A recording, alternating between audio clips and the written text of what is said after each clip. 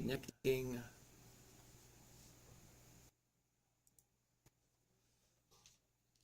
Let's see what we got here.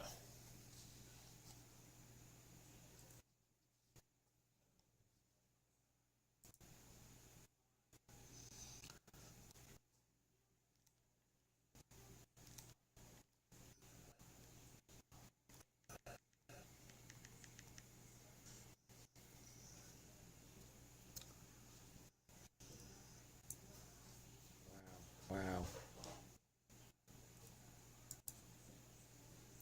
All right.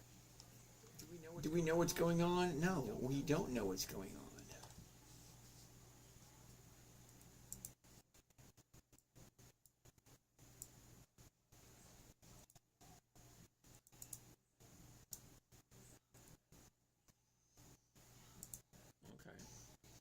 Okay. That's that. What is this?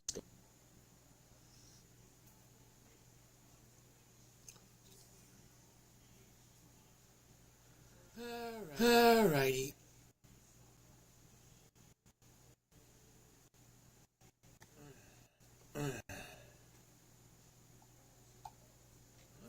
Okay, so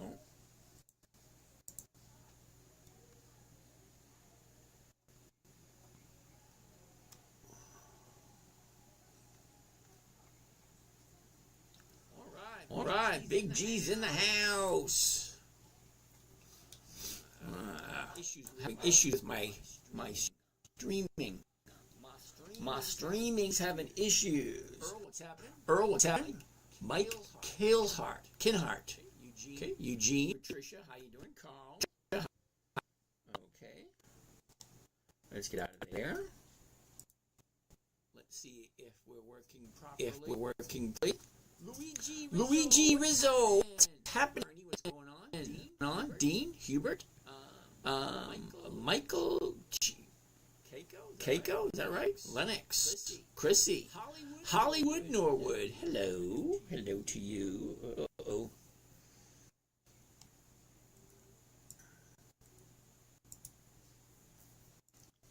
Having issues with my internet. What's happening? Nanya. Motor City Car. What's happening? Meyer. Moto. What's happening? Astro. Pizza Joe. Crazy day. I wouldn't know. Believe it or not, I didn't even look at the market today. Didn't even look. Mike. Testing X1X. Okay. Maize and Blue.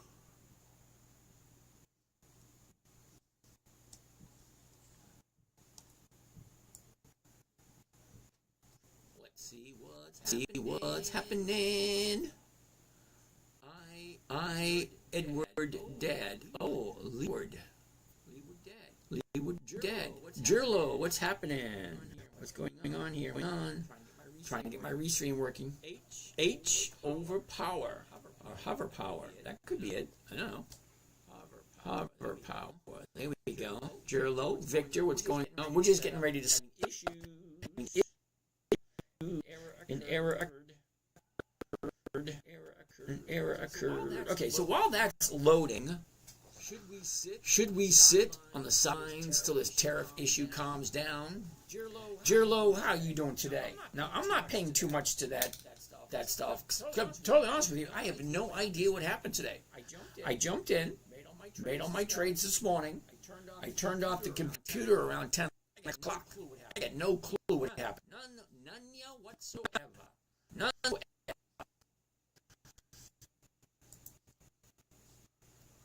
Well, having issues getting online. CDC, no one cares. Basically, no, we shouldn't care. Because most of the stocks we look at have been in business for long enough that they've seen this stuff. Ask me if I care. That's a good one. Melatonin. What's happening? All right. Well, it doesn't look like we're going to be streaming tonight because we're having issues. We're having issues.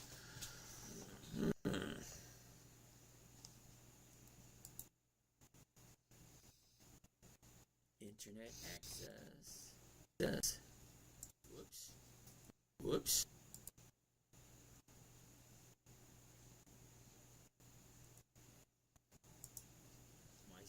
My Spectrum.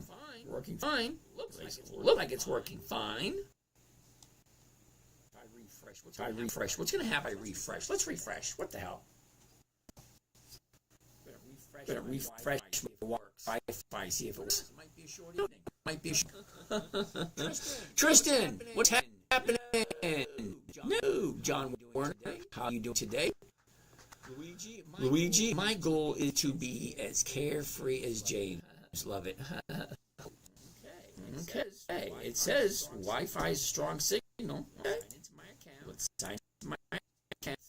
Still not working. Well, so much for that. Lisa M. Good evening, and how are you today? Provost. Oh, wait a minute. Pronovost. Frenchie. Okay. Tony from Canada. What's happening? Pangzi. Dolan Clifford. What's happening? All right. Doesn't look like we're going to be streaming tonight. So you're just going to have to deal with me without streaming. Lead Sponge. What's going on?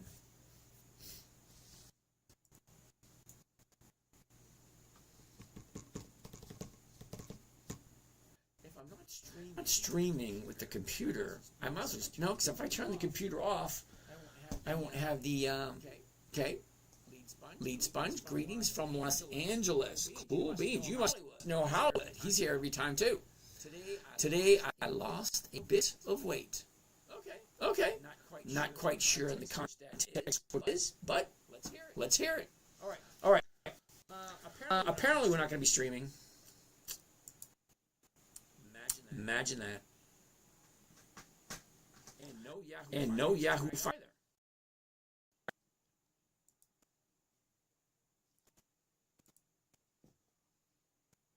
Well, Melodic Angie, Flash, what's happening? All right, so let's get started. We're going to be out without a few things. No streaming tonight. I want to take classes with you, sir. Hey, cool beans. Just drop me a DM with your phone number. I'll give you a buzz. We'll chat. See if it's right for you. We'll chat. See if it's right for you. Caesar, what's happening?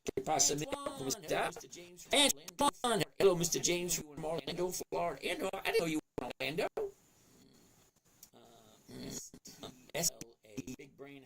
Big Brain, how you doing tonight? Is that what I'm looking at? Hey, is that what I'm looking at? Headies is up. Making money, cash flow. That's what I'm looking for. Skip. All right, Skip. You're gonna need to explain that a little bit better. Trump has y'all on. No idea what that means. No idea.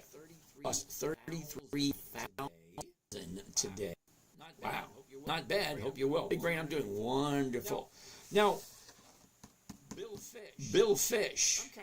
I'm kind of curious. Why would you take a loss? Yeah, baby's in the house. Yeah, baby. Bill Fish. Curious. Why would you take a loss? I mean, yeah, some of my stocks went down, but I didn't take a loss, so I didn't lose anything on paper at the moment. So that doesn't really mean anything. It's not agreed to take it. And if you never agree to take it, well, you don't really take it. And what are you looking for anyway? Are you looking for the stock itself, or are you looking for the flow in which the stock brings?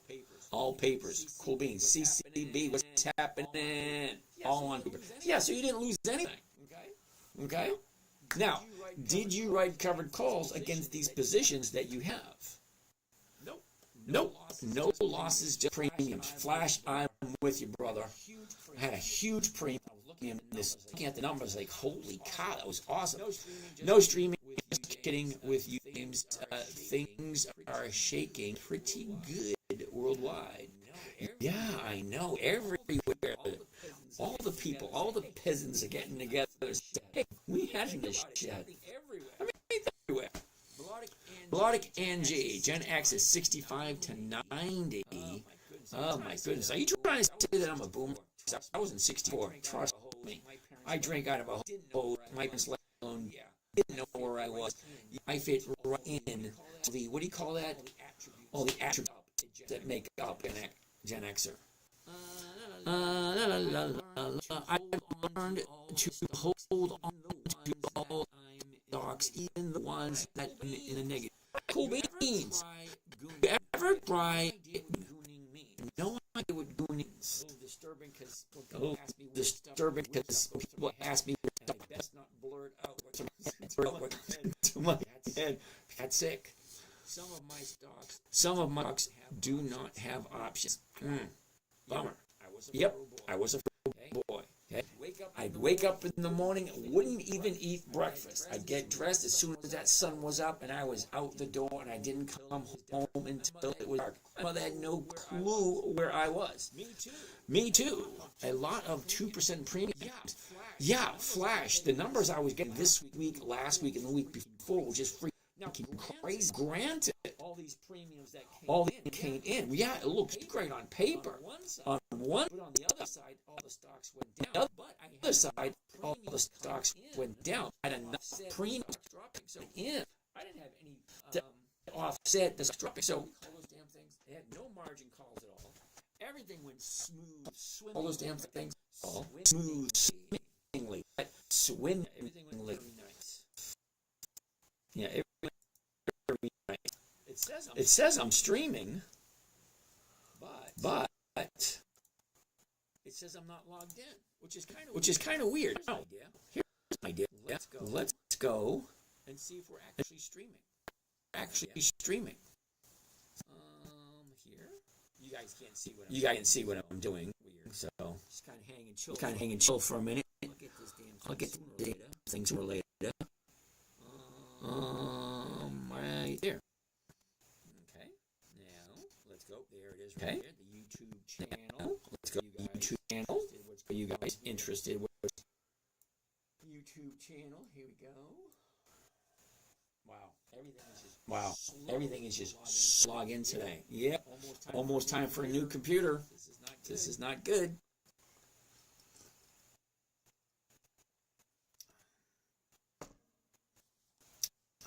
And they're both working. Outstanding. Let's keep going. Well, it says that we're streaming, and that works for me. What is this one? It says that we're streaming, and that works for me. What is this one? That works. What's this? It says that we're streaming, and that works for me. Yep, that works. All right, so it's working. Great. All right, so great. I don't need to do anything else. Mickey D's right here. Is it there? Yep, there it is. All right. We are right there. Yep, going. There it is. We are. See how these damn things. All righty. So we get up and running. Nobody on Instagram. All right. A whole bunch of you there. YouTube. I did examples of covered testing. The 1675 any stock with premiums at high year. Harshal. Hello. I'm India. How does Hugh wants to look at tests? Okay. Bugged by a potato. Cool beans. Grand Wizard. Weird. Grand Wizard. Luigi. Dell took a big hit today. Is now good time to get in and sell covered calls. I own it. Hold on, Luigi. We with Dell in a little bit. Rowan, good evening. Keeper. Z. Good evening, Disgruntled Cook. How are you doing today?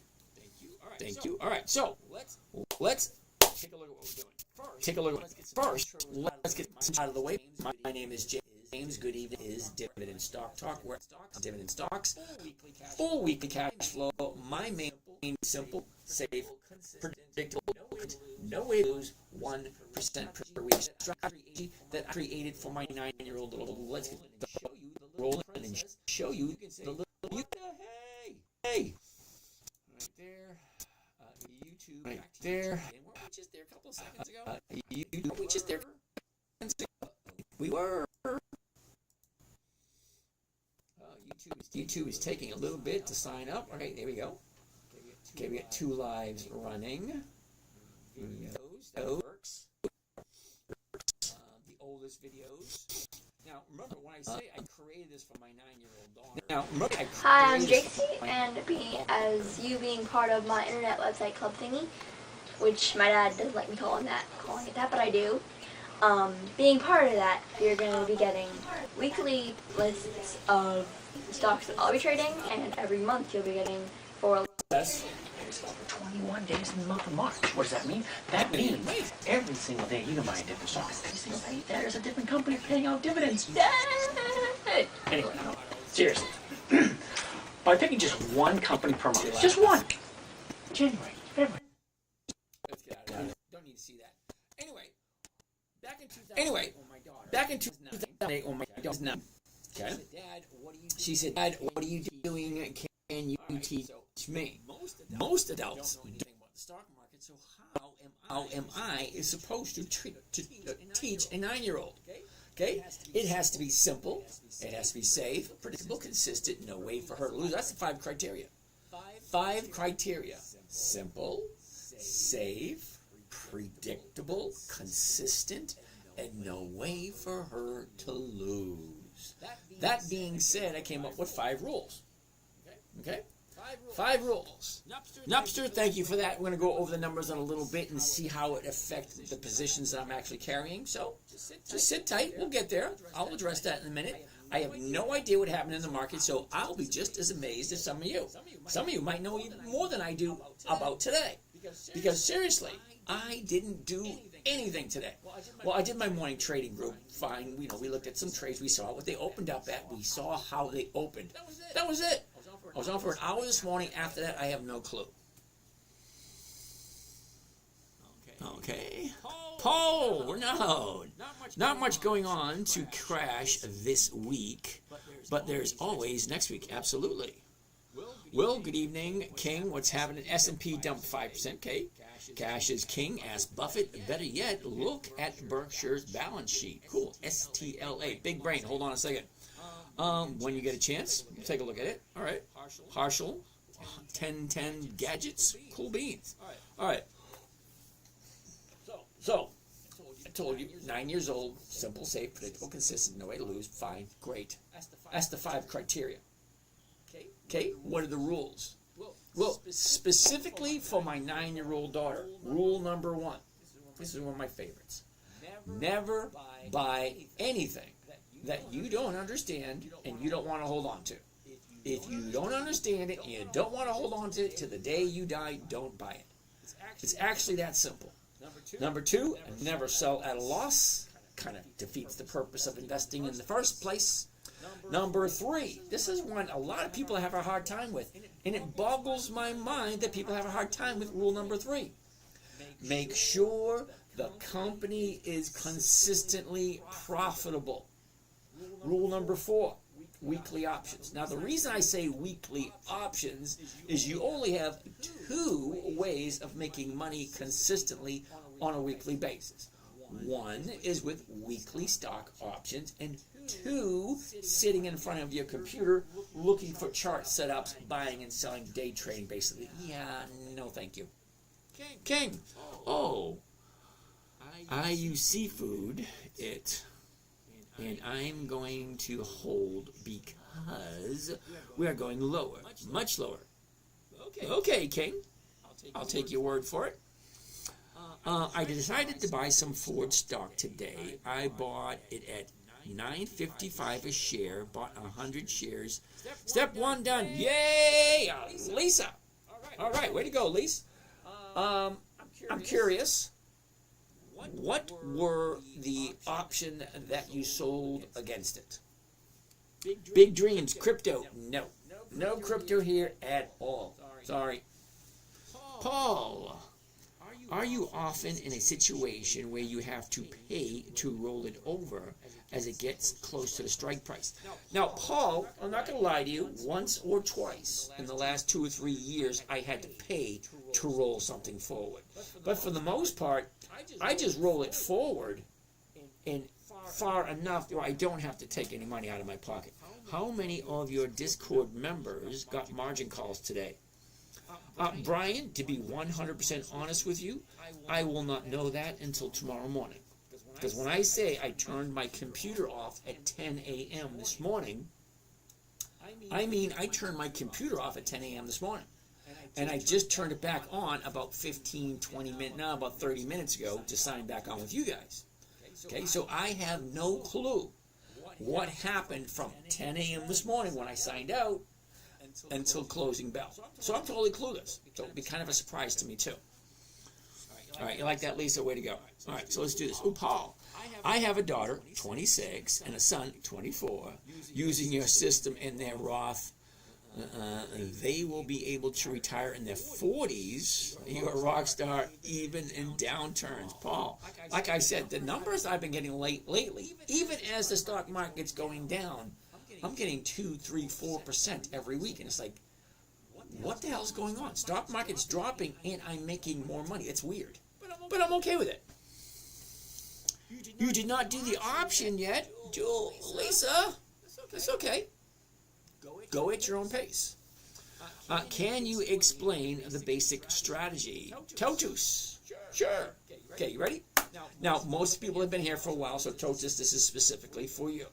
What I'm looking to do specifically is simple, safe, predictable, consistent, no way to lose, 1% per week trading strategy that I created specifically for my 9-year-old daughter. Rule number one, never buy something you don't understand. Rule number 2, make sure, never sell at a loss. Rule 3, make sure the company's consistently profitable. Rule 4, weekly options only. And Rule 5, make sure the numbers work. We're actually going to do a few trades as the night progresses so you can see how it's done. Okay? Now, what we're looking to do is looking for a company that's consistently profitable, more specifically, Dividend Kings, Dividend Aristocrats, Dividend Champions, Dividend Contenders, Warren Buffett's list, and any other stock that we can see a simple, safe, predictable pattern that they are consistently profitable. Okay? Okay, definitely want to see how you execute the option strategy. Okay, we're going to get to that. I'm actually going to do a few trades. So just sit tight, take notes, ask questions, and let's see how we can do. Now, I'm going to make you a promise. I'm not going to try to sell anything. So halfway through the night, I'm not going to hit you with a, what do you call it? A sales pitch. No sales pitches at all. Not trying to sell anything. I'm trying to create a video documentary for my kids and my grandkids, and you just so happen to be part of it. Okay? So look at it this way.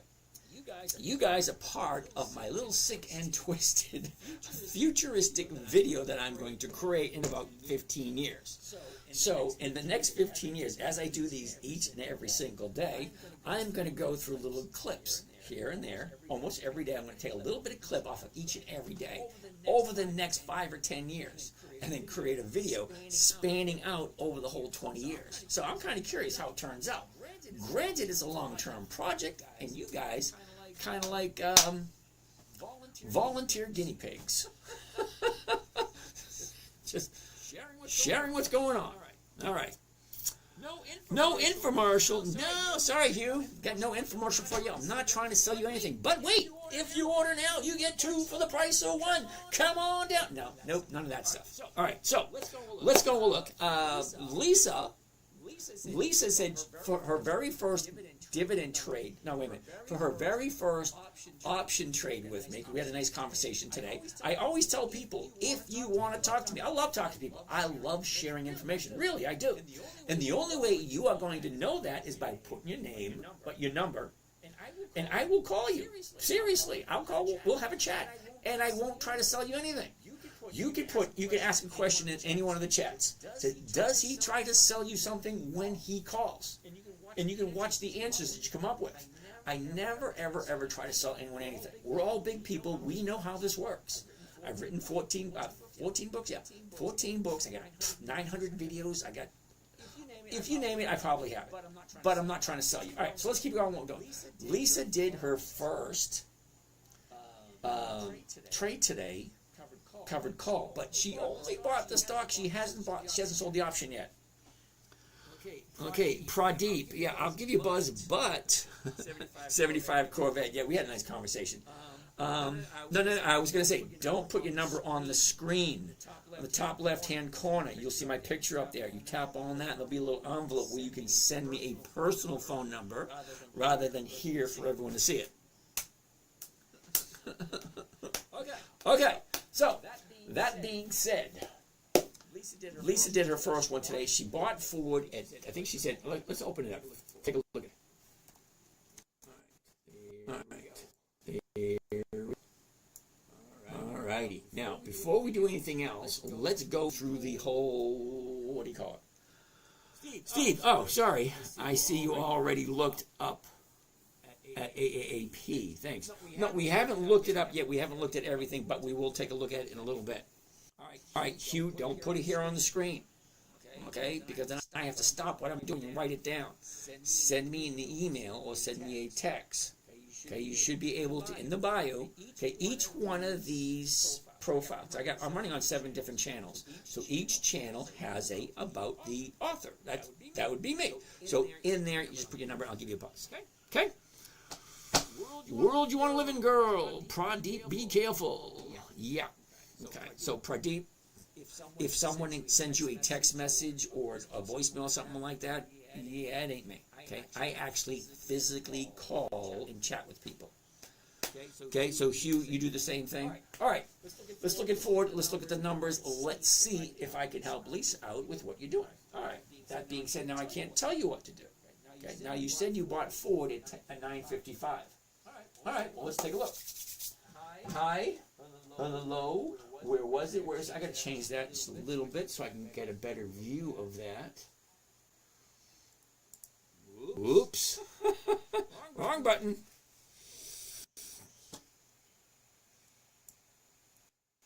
Shrink it down a little bit. Move it back over. There we go. I wanted to see all of it. All right, there we go. All right. Here's where it was. Here's where it is. Look at the motion. Down, up, big drop, sideways, down, up. Now she's going down again. Okay, fine. It's Ford. They've been around for over 100 years. I really don't see the risk there. Okay, company's been around for a very long time. And I don't think it's going anywhere. So let's take a look.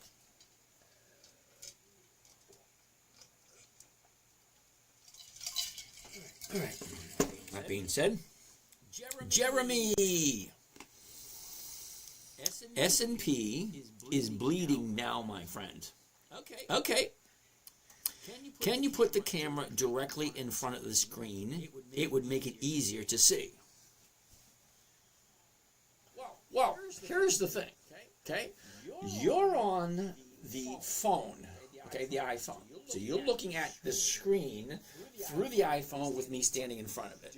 Do yourself a favor, go into the other room. If you're at home, turn on your big screen TV, get comfy on the couch, pull up YouTube on your TV, and you'll see just the screen without me anywhere there. Okay?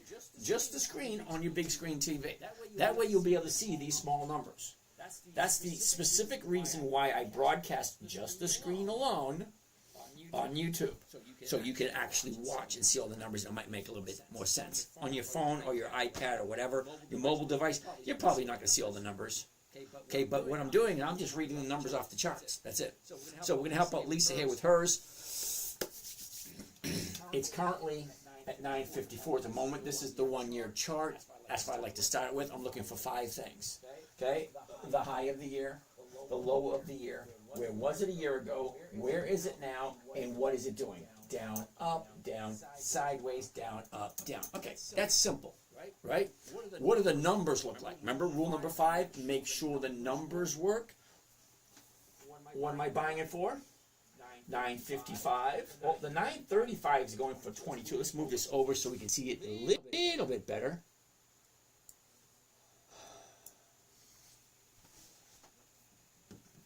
$935 is going for 22, but if you, I don't want that one. That one expires tomorrow. We don't know that. That can be worth nothing. All right, here we go. 11 April 25. That means all these options here will expire at 4 p.m. next Friday. That's what 11 April means. Now, depending on how that works for you next week, well, there's always the opportunity to roll it forward into the week of the 17th, which is 2 weeks away. If that don't work, rule it out 3 weeks, the week of the 25th of April. We have opportunities every single week to make a return. Well, that's what we're doing, okay? Lisa got forward at 9.55. Right now, she's at 9.59. The 9.50s are going for 29 cents per share. Now, she said she got 100 shares. Okay, so what is the possibilities here? All right, number one, if she sells it at the 9.50 right here, she's going to lose 5 cents. All right, so that's right off the top. You're going to lose 5 cents. Great. Well, what is she bringing in? Well, she's bringing in 29 cents per share. Now, it may not sound like a lot to you, but let me continue going through the math to see if it makes sense. Because what we're looking to create cash flow using dividend stocks and stock options. So a weekly cash flow of 1% comes to over 50% per year. So whatever you're starting out with, you're starting out with 20 grand, 50% is 10,000 bucks per year. If you're starting out with 50 grand, 50% is 25,000. If you're starting with 100 grand, 50% is 50,000. Whatever you're starting out with, 1% every single week for the whole year comes to over 50%. Now, if you compound it, that means interest on top of interest on top of interest, 52 times, because it's 52 weeks in the year, okay?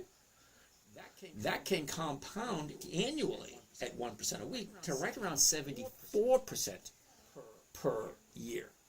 Well, I like that number. Uh-oh, I got a little battery over here. What the hey? Now, how the hell can I have a low battery? All right, let's unplug this one. Unplug that one. Slide this over to here. We can't have YouTube going out on us. And there we go. All right. So the battery's charging. All right, sorry about that. What did I say? Don't get old. You forget stuff. It's weird. Okay, so every single week, this is why I like weeklies. Now there are two different kinds of options. Call option, put options. But after that, there are weekly options and monthly options. A monthly option. Okay, you're slipping, Jimmy. Okay, 74%. Yep, 1% per week, compounded 52 times. Okay, because it's 52 weeks in the year, 74%. Thanks for that. What's the catch? How can the trade go wrong? See, there's a good question. Now, the trade in and of itself is simple and easy. The way it goes wrong, and it sounds really childish, it really does. Okay, most people first starting out lose money. You ready for this? By hitting the wrong button. Isn't that silly? I mean, think about it. You're probably thinking to yourself, I ain't gonna hit the wrong button. I know what I'm doing. Yeah, I've been trading for over 20 years. This year, okay, a couple of weeks ago, I hit the wrong button. Seriously, I did. I lost $2,500 because I hit the wrong stupid freaking button. If I can do it, you can do it. Don't think you're that much smarter than me. It happens to everyone. Where are you getting compound interest? Laurie, how are you today? Laurie, hold tight. I will answer that question. Thought you just traded on Mondays for full week. Well, most of my trading is on Monday because I sell call options. I don't buy options. I sell them because 80% of all options expire worthless. So why would I buy them if 80% expire worthless? Yeah, no thank you. I want to sell options because 80% of them expire worthless. So if I sell an option for 9 cents a share, was that $9 or $90, something like that, whatever it is. If I sell it at Friday at 4 o'clock, I'm going to have to buy it back, and usually I buy it back for pennies. Sometimes they expire worthless. I don't have to buy them back at all. So it's like selling something and never having to deliver it. That's the beauty of selling call options. All right, so left guard. Most of my trading is on Monday. Most of it. But Tuesday, Wednesday, Thursday, I take a look at my account just to see what's going on and to see if there's an opportunity. Because opportunities pop up every day. Yes, most of my trading is on Monday and Tuesday. Okay, but sometimes Wednesday and Thursday something can drop enough or increase enough where I can either roll it forward or roll it backwards and make a little bit more money. It's always about the numbers. Number one, I have criteria. First criteria is consistency of profitability. That's number one. Number two, safety.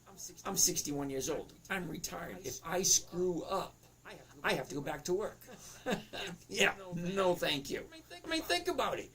If you have enough money coming in every single week from your investments, whatever your investment is, it could be this, it could be something else, whatever it is, if you have enough money coming in on a monthly basis or a weekly basis where you don't have to work, well, I do work, it's about 10 or 15 minutes a day because it doesn't take me that long to see what I'm doing.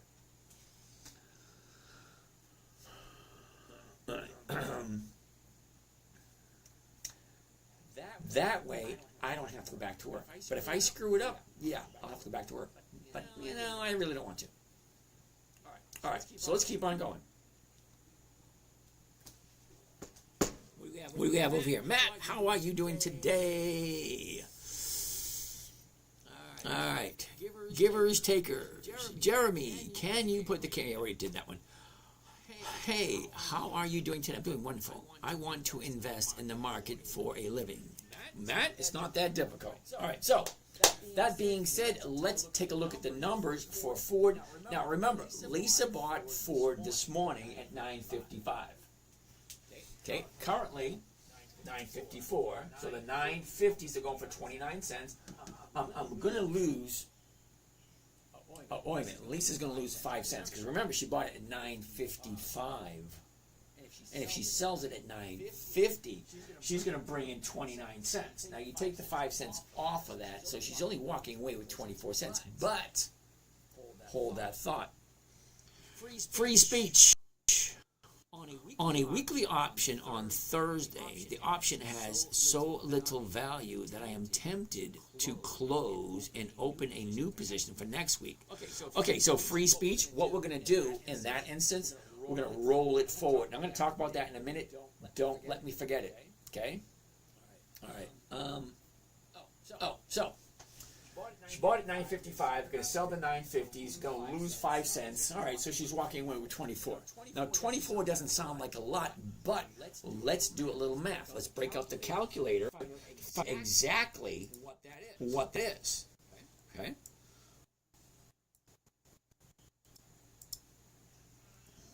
Okay, so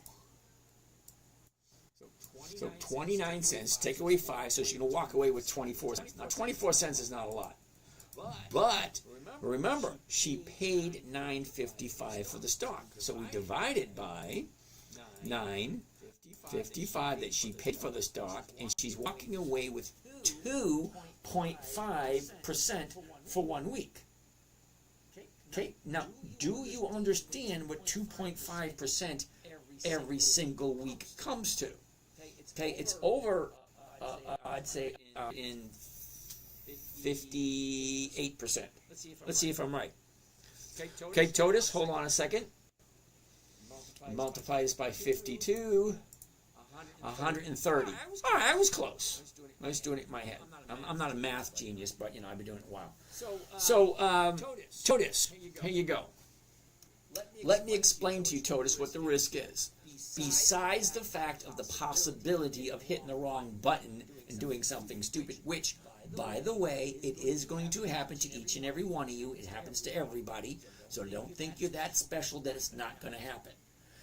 When it does happen, the most important thing to remember, as soon as you hit that wrong button and realize you hit that wrong button, you better get on the phone and call your broker and say, can you fix it? I made a mistake. Here's the catch. You have to do it within 2 minutes. Okay, the 2 minutes, because they log every phone call. So if they see the time you made the trade and you called in and you're in the queue a minute or two from the time you made that trade, yeah, they will reverse it for you if you're quick enough. Now, 10, 15, 20 minutes later, no, they ain't going to do it. So you have to do it right away, immediately. Okay, so what is he's going to say? Free speech and more on a weekly option on Thursday. The option price. Okay, you're talking about rolling it forward. Okay, we're going to take a look at that. Hold that. Dividend stocks only make sense for some, not all. Random product pushing is insane. Okay, BLKPP. I'm not pushing any products. Okay, not saying anything. I'm just saying that Ford Motor Company has been around for over 100 years. Okay, and that's not pushing a product. That's just giving you information. Okay, as far as I know, giving information is free. Okay? And it is. Ford has been around for over 100 years. All right, so there's the thing. If Lisa does the 950, she'll collect this or something close to it, because first thing in the morning, all these numbers will change, but the mathematical equation never changes. What am I buying it for? What's the closest strike price? What am I selling that for?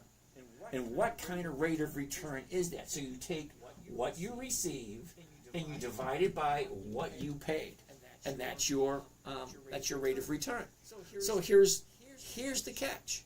Okay, if by Friday the stock is $9.50, whoever bought option will exercise it.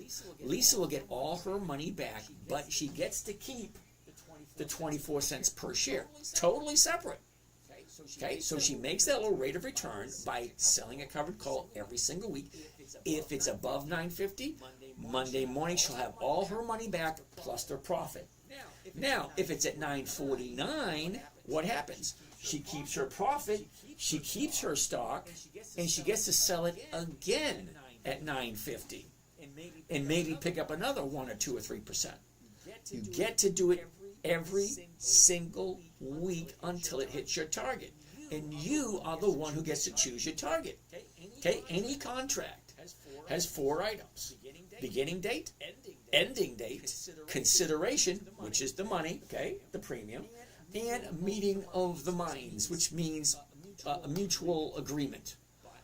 In this case, buying Ford stock at $9.50 anytime for 11 April, which is next Friday. If it doesn't work, good, sell the next one, 17 April. If it doesn't work, great, sell the next one, 25 April. And you can keep selling every single week. Does it matter how much you bring in? No, you're getting cash flow. You have an asset. Okay, $9.54 at this moment in time. It's Ford Motor Car Company. Okay, and the premiums, well, we looked up at the numbers and they're already over 2%. Well, 2% a week is freaking awesome. RITM, put options expire today. No, they expire tomorrow. And actually, they expire on Saturday. Okay, Caesar, hold on one second. Left guard 63. I missed you coming on. What time do you start nightly? Right around 9 o'clock. Now, I say right around 9 o'clock. It's usually around 9:10, 9:15, 9:17. But at 9 o'clock, I come into the room and I start turning stuff on. If everything comes on quick, I'm on faster. If I have issues, it takes a little bit. Now, I'm not technically, I'm not a technical genius. So I have all these, I got 6 cameras in front of me, software down here, another camera there, microphones here, lights all over the place, big screen there, big screen here. Yeah, I got a lot going on. Am I tech savvy? No. My son came, set it up, he tells me which buttons to push, and I'm good to go. If I could figure it out myself, I'd probably be better off. But it's a work in progress. Discanted bed. Juju, what's happening? World you want to live in, girl. How are you today? All right, so free speech and other stuff. You want to talk about rolling forward. Let me see if I get that question again. On a weekly options on Thursday. Okay, yeah, you're talking about... Hold on. Let me actually bring one up so you can actually see what we're looking at. No, right here. This one right there. Right there. And right there. All right. Ford Motor Company right there. So we left click, view all my trades on Ford Motor Company. Okay. So I'm into Ford Motor Company at $9.75. Now I sold the $8 call options. Well, the stock's at $9.54, and I sold the 8s. So yeah, but look at the date. 11 April. Look how much money I got for each one. $1.99. So if I add the $1.99 to the 8, my effective sale price would be $10, because 8 plus 2 is $10. Well, the stock right now is at $9.54. I'm not going to get called out. No one's going to pay $10 a share if they can buy it at $9.54. Okay, so I'm not at risk. All right, so anyway, you're talking about rolling it forward, buying back this week's because it's cheap and selling next week's. Well, let's take a look. Got it there. First thing you want to do is right click. Okay, bring your cursor on top of whichever stock you're looking at. Right click. Okay. Drop down window opens up. You want to come to create rolling order, and then you click the rolling order right there, and here it is. All right. So what's going to happen is I'm going to buy back 11 April, which is next Friday, and I'm sell 17 April, which is 2 Fridays. Okay. Well, what does that do? It gives me an extra week and a little bit of extra money. So if the option decreases this week, yeah, buy back for a smaller amount and roll it into another week. And you can change the expiration date. You can change the strike price. You can even change how much money you want to get and whether or not you want to be a day order or a good to cancel order. So you have a lot of opportunities to safeguard all your trades. It's just a time-consuming learning how to do it.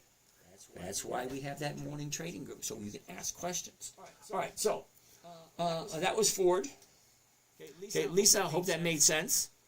Let's get it cracking like a breakfast egg, because life might fry you if you scrambling for answers. Oh my God, that's horrible. I get the joke. It's horrible.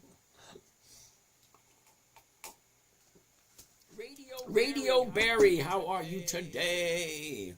Hey, any thoughts on Fannie Mae? You actually got to give me, Brian, you actually got to give me the ticker symbol. Okay, because I don't trade Fannie Mae. I have no idea who they are. Jeremy, what time in the morning group? How do we join? Okay, see, now I promised I wouldn't try to sell anyone anything. If you're interested, drop me your number. I'll give you a buzz, show you how it works. You can actually find it in the on the page, the 10-minute trader, the10minutetrader.com. That's not even the homepage. Okay, here's the homepage right there. That's just all my. That's just social media. Yeah, I got all that. So that's the homepage right there. Social media. Simple, predictable, 1% per week, live nightly training. That's what we're doing right now. Okay? Live nightly training, 9 p.m. Eastern Standard Time. That's what we're doing. Yeah, the live trading's right there. Just click on that. They'll take you to where you got to join. Jeremy, what time in the morning do we do it? 9 a.m. Lisa, yes, I'm glad it worked out for you. CRWV Tech Company. Never heard of it. Let's go check out. CRWV. WV. Let's get out of there. And let's see what CRWV looks like.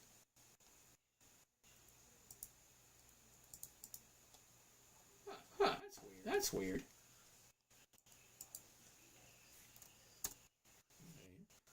CRWV.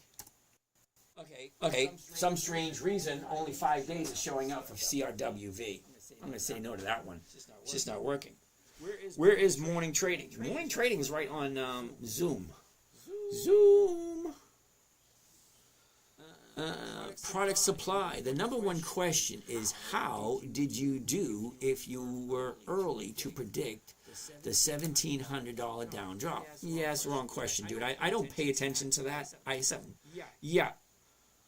Okay, Radwild, yeah, no thank you. It's got to be 22 decades. It's 20 years. Brian, AVGO, hold tight. Number one question, yeah, I don't do that game, okay? I buy dividend stocks for weekly cash flow. It's a specific strategy that pays no attention whatsoever to the economy and the crap that's going on. All right, David. Okay, thank you for that. Yeah, I don't do IPOs. Sorry. I'm trying to. I'm not trying to make your stomach hurt, but harder laughter is a workout. I charge gym fees. That's a good one. I like that one.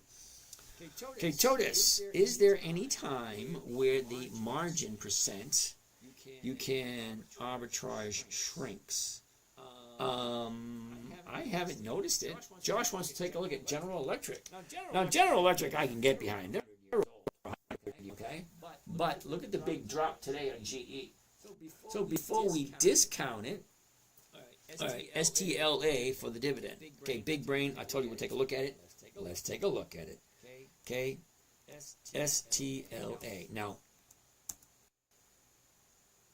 okay, Stellantis. What am I looking for? Look at all the gaps. Holy cow. Seriously, look at them all. 1, 2, 3, 4, 5, 6, 7, 8, 9, 10. That's a lot of gaps in there. Okay, here's the high, here's the low, went up, now it's coming back down again. So we're going to say no to Stellantis. Sorry. Now, we're probably not going to find anything decent today, because it's Thursday. Okay? Now, also that, what did they call today? Liberation Day. Okay, call it whatever you want. All right, the world didn't end. That's a good thing, right? Democrats said the world's going to end. Trump's going to ruin everything. Yeah, the world's still going. My electricity's still on. Yeah. All right, anyway, let's get back to General Electric. This thing is too choppy for me. That don't look any better. Company is bleeding money. Okay, I don't know which one is that. No liquidity. Thirsty Thursday. Okay, big brain just got number one. AVGO isn't 20 years old. Dividends, but neither is Maris-Arite. It does have really good premiums. All right, Brian, we're going to take a look at it because I have bought AVGO in the past. Now, sometimes I will buy stocks that aren't 20 years old if they're on Warren Buffett's list or another trader that I respect. Okay, there's a lot of traders out there I have great respect for because they're better traders than I am. Okay, now Warren Buffett, yeah, I'm going to say he's a better trader. He has more experience. Okay.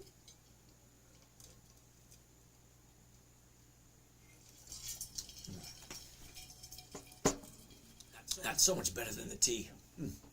Anyway, General Electric. This is what we're looking at. Here's the high. Here's the low. Here's where it was. Here's where it is. Look at the movement. Up, sideways. Up, down, up, down, up, down. Okay, great. Now, besides the Liberation Day blowout, whatever you want to call it, let's see what it's doing. It's not that difficult to see. Up, down, up, down. Okay, so we had 2 days to the upside after this bottom here. Now, today, I'm going to call that an anomaly because this is not something that happens every day. Okay, General Electric has been in business for over 100 years. They're not going anywhere. Okay? And they're not susceptible to tariff bullshit. They're not. They don't import anything. It's an electric company. Having issues with YouTube. Not YouTube, Facebook. All right. So I would like to find out what's going on today. Look at the amount of volume. To the blue line in the back, that's the amount of volume. Here's the normal days right here. And what happened today? That's twice as much volume than normal. Okay, so it's an anomaly. Doesn't happen all the time. What's going to happen tomorrow? Probably things are going back to the way they're supposed to be. Who knows? Everything will level out eventually. All right, so let's keep on going. What else are we looking at? I'm just joking around. My humor is real good to people. It leaves bruises. Alrighty then. I heard that today, and I was like, what the heck is Liberation Day? Yeah, it's one of those things that's weird. Okay? People are panicking. There was a big bill of legislation saying, all right, this is what's going on. This is what we're going to do. Okay, let's level out the playing field. I don't want to talk politics, so let's get off that subject. Okay? Now, Brian wants to take a look at AVGO. Okay. a VGO. It went down. So I'm kind of curious. Did anything actually go up today? I'm curious. Well, let's take a look at a few. So AVGO, look at this. 3 days to the upside. Monday, Tuesday, and Wednesday. Nice. Thursday, a little bit of pullback. Now, could that be stock market wide? Could everything possibly have dropped today? I don't know. I'm kind of curious. Did anything go up? Who knows? Somebody here got to know something that went up today. Alrighty. Leon Sun, good evening. Harold Lampkins, good evening. David Moskovic, did it work? Did it work even today during the sell-off? Alright, so David, here's the thing. I was involved with it at all. I don't subject myself to weird shit. That's what I'm going to call it. I'm going to call it weird shit. Why? Well, because General Electric has been in business for over 100 years. Do you honestly, now ask yourself, honestly, in the last 100 years, do you think this is the only bullshit story that General Electric has seen? Ford, Harley Davidson, Procter & Gamble, General Mills, Bank of America. There's a lot of crap that happened over the last 100 years. Yet these companies consistently be profitable year after year after year. Those are the only ones I'm looking at. The ones that aren't fazed by this weird crap that happens every time, well, almost every time there's a administration change. Okay, a lot of weird stuff happened in the first couple of months with what's his name, Joey, and then Barack. Okay, even the Clintons. Anytime a new administration comes in, the first 100 days are usually freaking weird in the stock market. But then we get an even level and things start to level off. We get into the rhythm. Okay, fine. Okay, Broadcom, this is what it's doing. Okay, here's your high, she drops, back up again, drops again. Now, drops here, well, they're usually profit taking because when they're low, people start buying.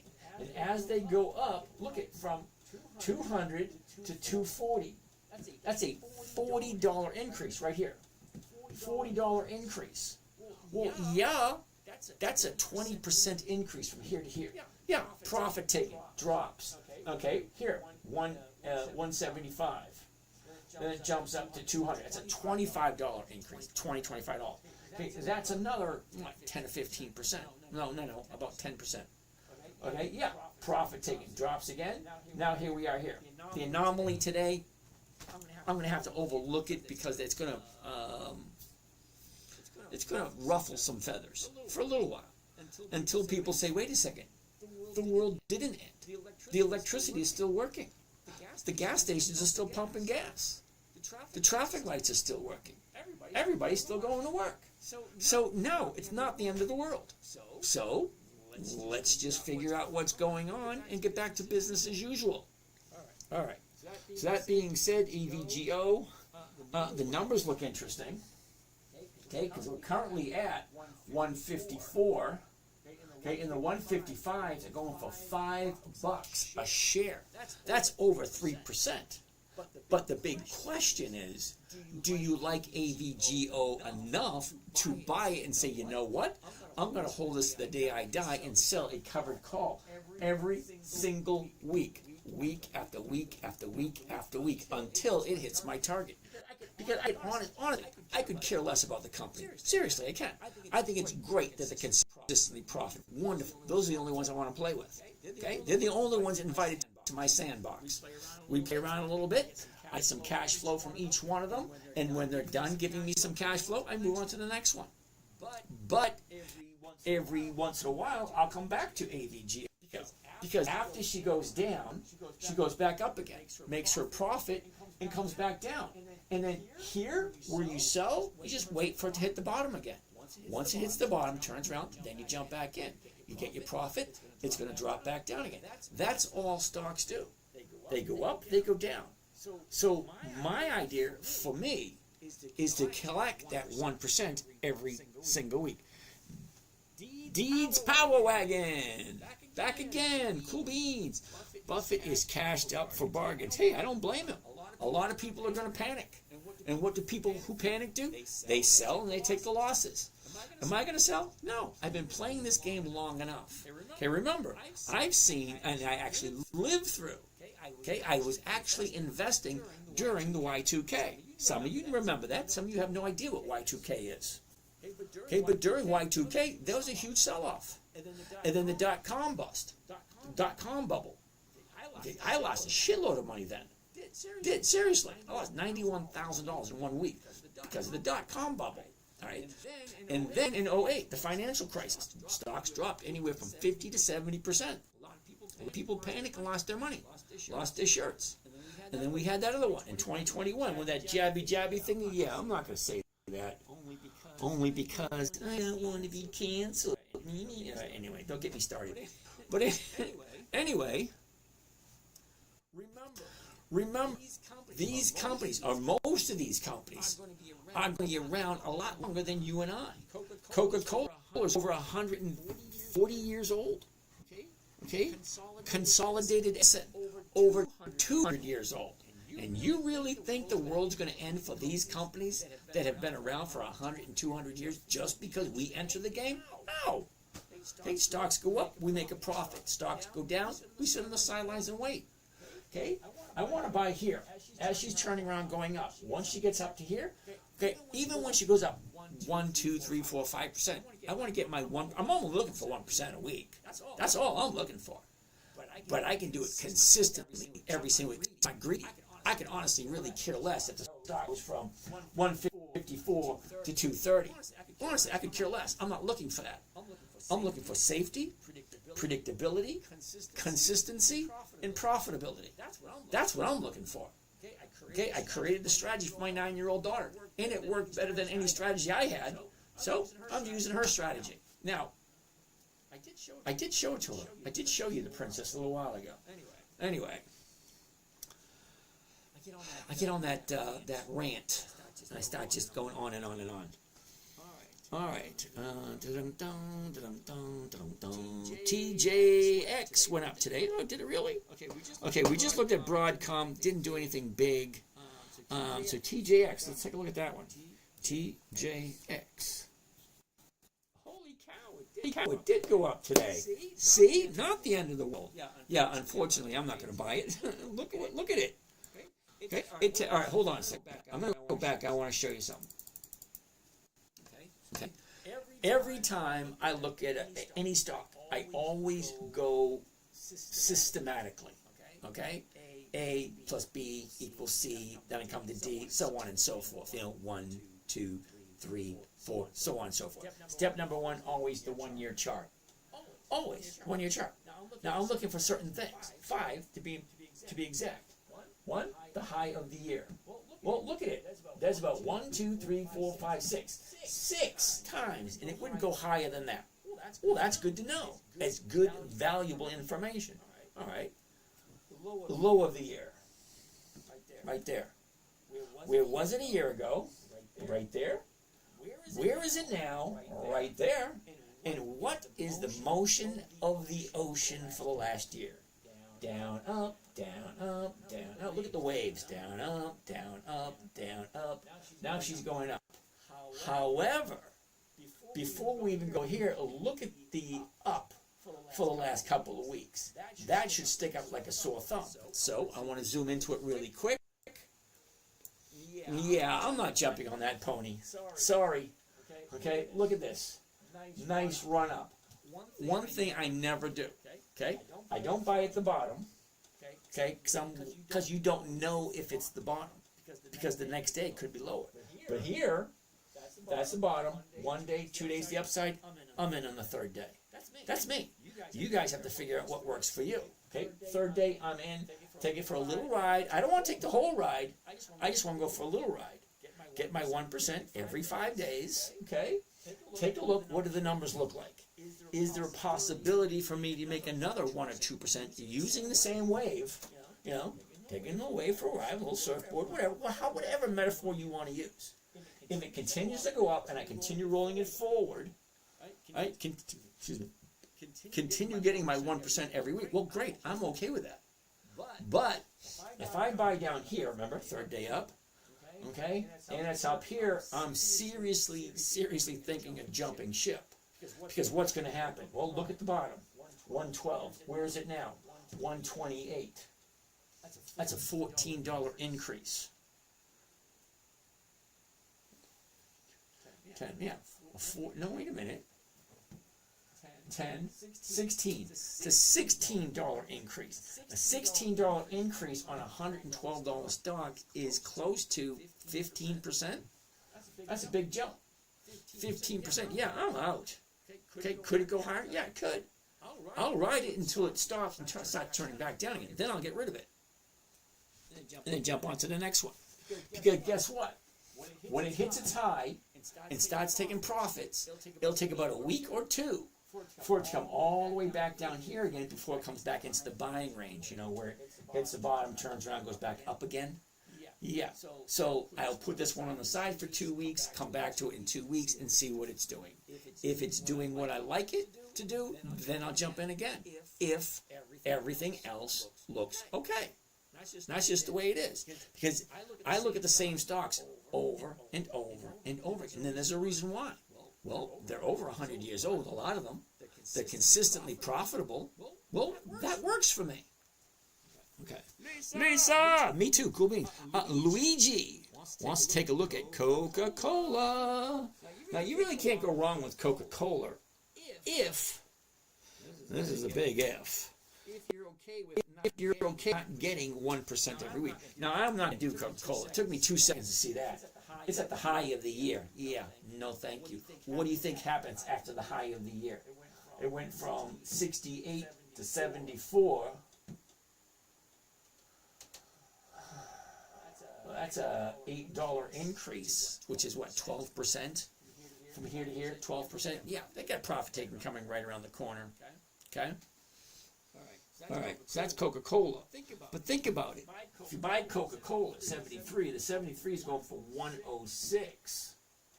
Okay, I'm walking away with 1%, but I'm not buying at the high. Yeah, I'll wait for it to come back down. So Coca-Cola, I'll put that on the list for 2 weeks from today, which is I'm going to do right now.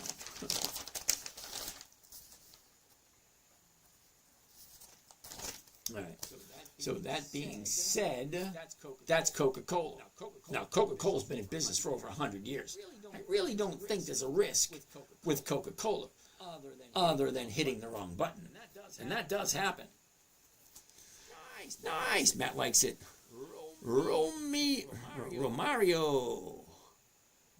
Don't need to catch all the move. Just want to be right most of the time. Absolutely. Luigi wants to take a look at Dell. I love Dell, and I actually have some Dell. Just happened that way. Ouch. Holy shit. Hey, it happens. And guess what? If you're not ready for something like this, look, we had 2 days to the upside. Had a nice bottom here. Tuesday was up, Wednesday was up, and we were waiting to jump in today. Today would have been a perfect day to jump in if the politics didn't get in the way. And that's exactly what it was. It was politics. It had nothing to do with the company. Okay? Nothing really happened to the company today. Other than, hey, we're having reciprocal taxes. All right, big deal. So what? Dell gets most of their stuff here in the U.S. They import some stuff, so yeah, might have a little bit of an issue. But it is what it is.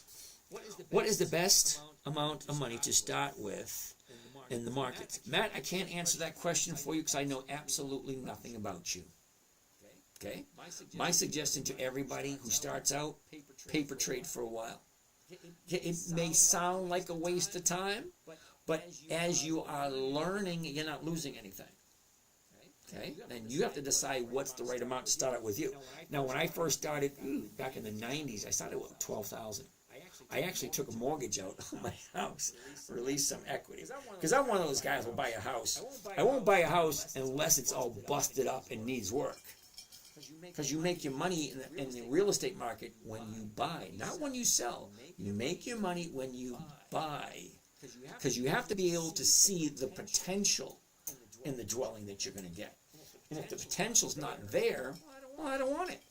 It just what happens, the house that I saw, I think I bought it at 109. I put like 15,000 into it, and then 90 days later I took out 75. Yeah, that was nice. Buy below market value, needs some work, do the work myself. After that, refinance, get the cash out, blah, blah, blah, jump into the game. Yeah, I made some, I lost some, but anyway, we're here. Let's keep on progressing forward. All right, what else do we got? How many shares should one invest to in this single stock? Matt, again, it's going to be strictly on you. Okay, what I do with mine is whatever account. I got 7 accounts. Each account I have anywhere between 5 to 8 positions in each one. So if it's 5 positions, I do 20%, 20%, 20%, 20%. If it's 8 positions, it's 12.5%, 12.5%. I try to keep them even. But as you keep rolling, eventually they do get off skewed, and the stock prices are different. So it's 20,000 into this one, 18,000 into this one, 15,000 in this one, 22,000 in this one. So I kind of spread it out as best I can, because I'm not looking for what everybody else is looking for. I'm looking for cash flow. That's it. Is the company going to give me cash flow? The only way I can figure that out is, are they consistently profitable? Are they a dividend king, a dividend aristocrat, dividend champion, dividend contender? Are they on Warren Buffett's list? Are they a stock that I'm okay with buying, owning, and holding for the rest of my life? And does it have weekly options so I can get weekly cash flow without sitting in front of my computer? I have no desire to sit in front of my computer at all.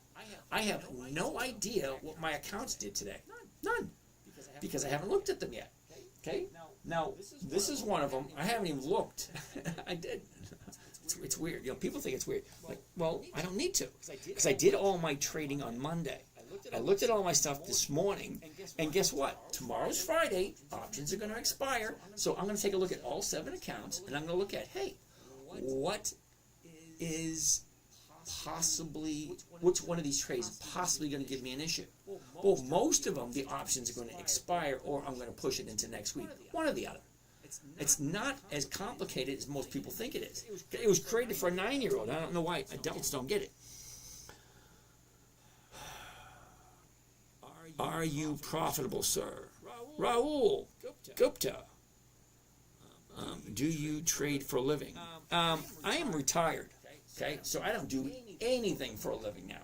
Okay, I breathe and I take up space. That's about all I do nowadays. Now, I've been working since 1973, and we are in 2025, 73, 2025. What is that, 52 years? Or is that 42 years? 75? I got to do this thing. Yeah, so I've been working for a while.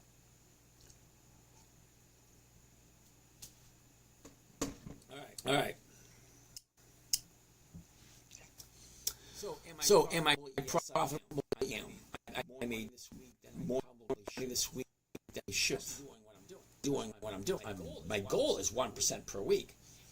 And this week I made for some days. Okay, so let's keep on going. We got, holy cow, 82 questions over here. Uh-oh, and I just missed most of them. Uh-oh. Come on. Uh-oh. Not let me look at them. All right, here we go.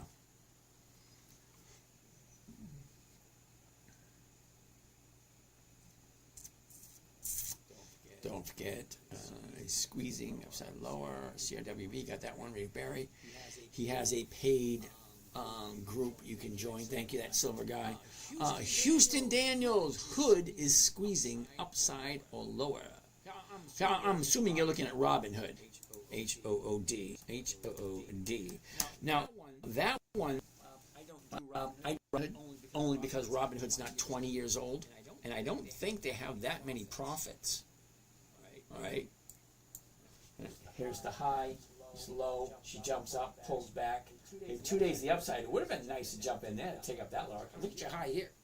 Your profit taking drops down here, retraces from 35 to 50. That's $15. $15, 35 to 50. That's 35. That's almost a 48% increase from here to here. Okay, from 35 to 50.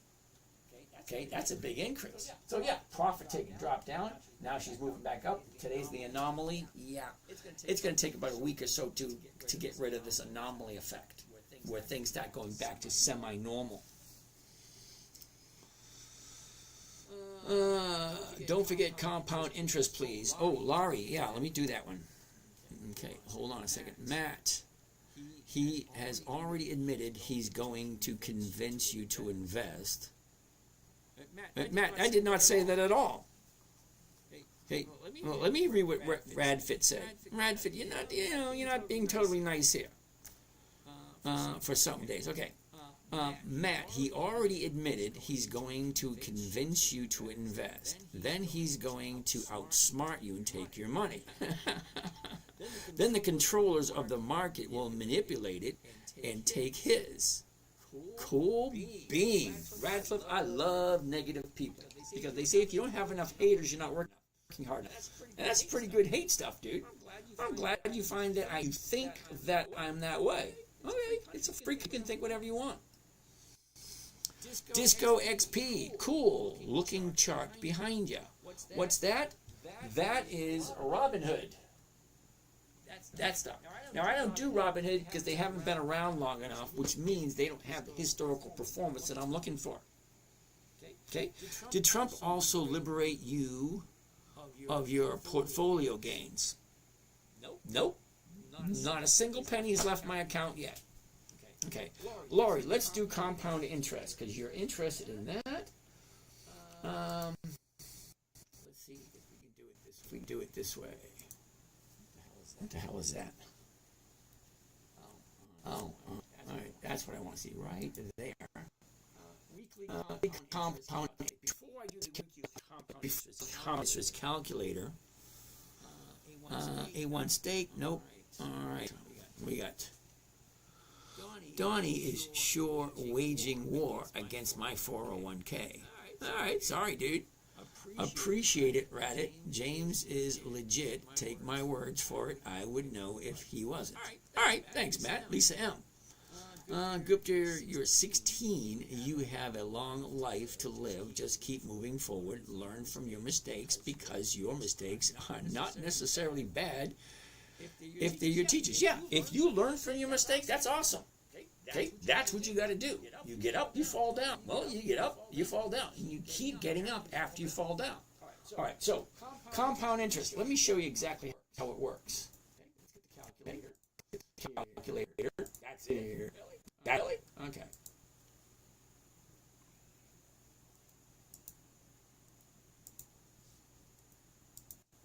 Okay. That's all it's going to do.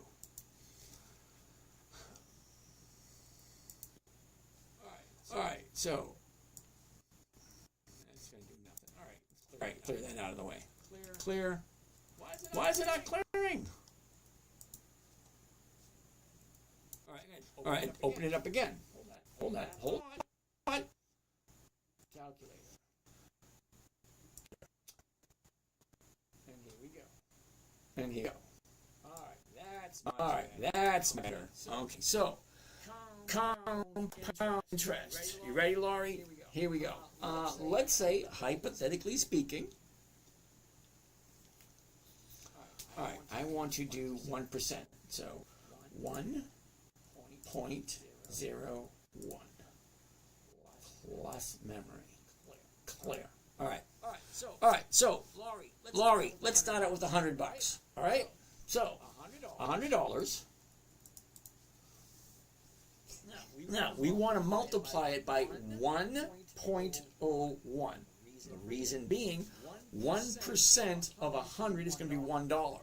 So if I multiply it by 1.01, it's going to give me the answer for 1%. All right? So, memory recall. Oops, let's clear that. All right, sorry. 100 multiply 1.01 equals 101. Okay? That's 1 week. That's 1% at 1 week. Okay? Now, we do this 52 times. Are you ready? All right. Multiply, memory recall, equals. That's week number 2.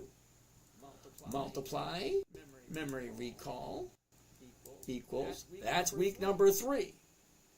Multiply, memory recall, equals. That's week number 4. Multiply, memory recall, equals. That's week number 5. Okay, now we do this 52 times because there's 52 weeks in a year. So that's 5. That's 6.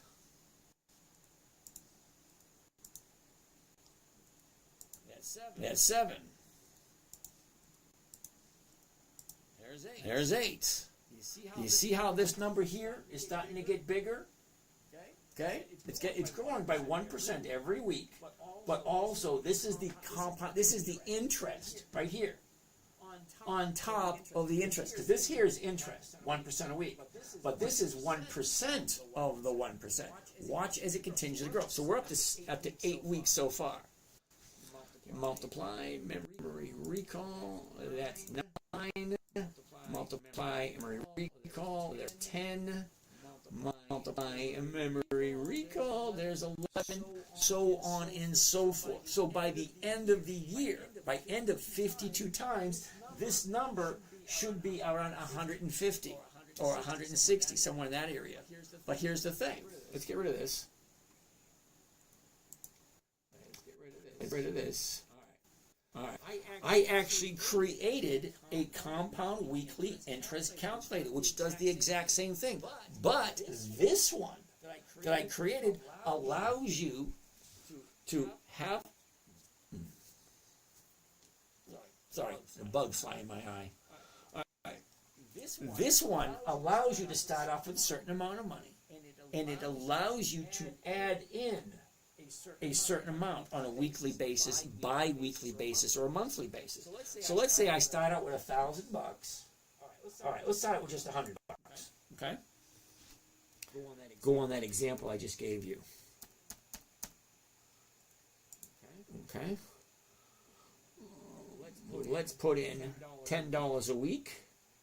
And let's look at just 1% every week, because that's what I'm teaching here, 1% every week. All right. Now, deposit frequency, weekly. I can do weekly, bi-weekly, or monthly. Okay. Now, I'm doing this on a weekly basis because I put money into my account every single week. So weekly, and if I want to do it monthly or yearly, let's do it yearly. Okay. So 1 year.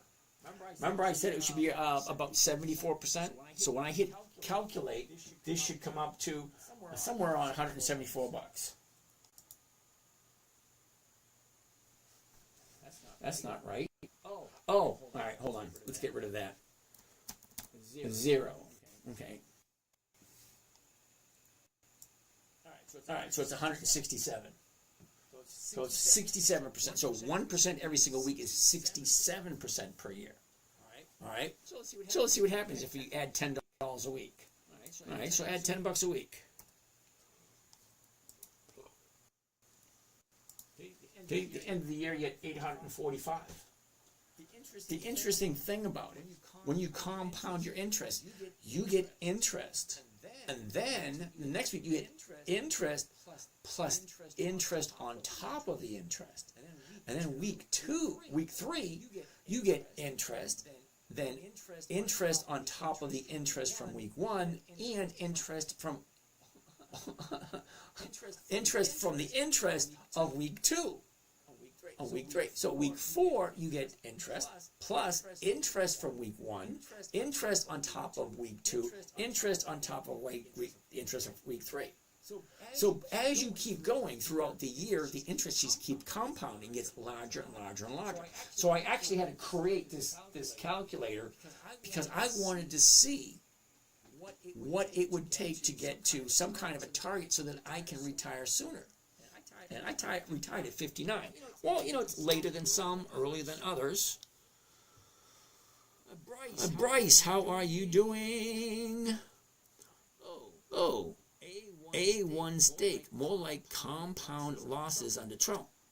Well, I'm terribly sorry to tell you this. I hate peeing on someone's parade. But here's the thing. I've been trading since the 1990s. Okay, I've been doing this strategy since '08. Okay, so the first couple of years weren't that great. It wasn't until my 9-year-old asked me to teach her. Great. Well, this strategy has been consistently getting me about 50% every single year. And this year under Trump, I'm making a hell of a lot more than I did last year, and more than I made the year before, and more than I made the year before, all through the Obama crap. Anyway, is what it is. Don't get me started on politics. I think the fly wants to invest in some eye juice for weekly squirts. That's terrible, Matt, but okay. Tommy, nice work. Can I ask for the link? I almost just got here. Oh, well, that's just the 10-minute trader. Sorry, I'm drawing a blank.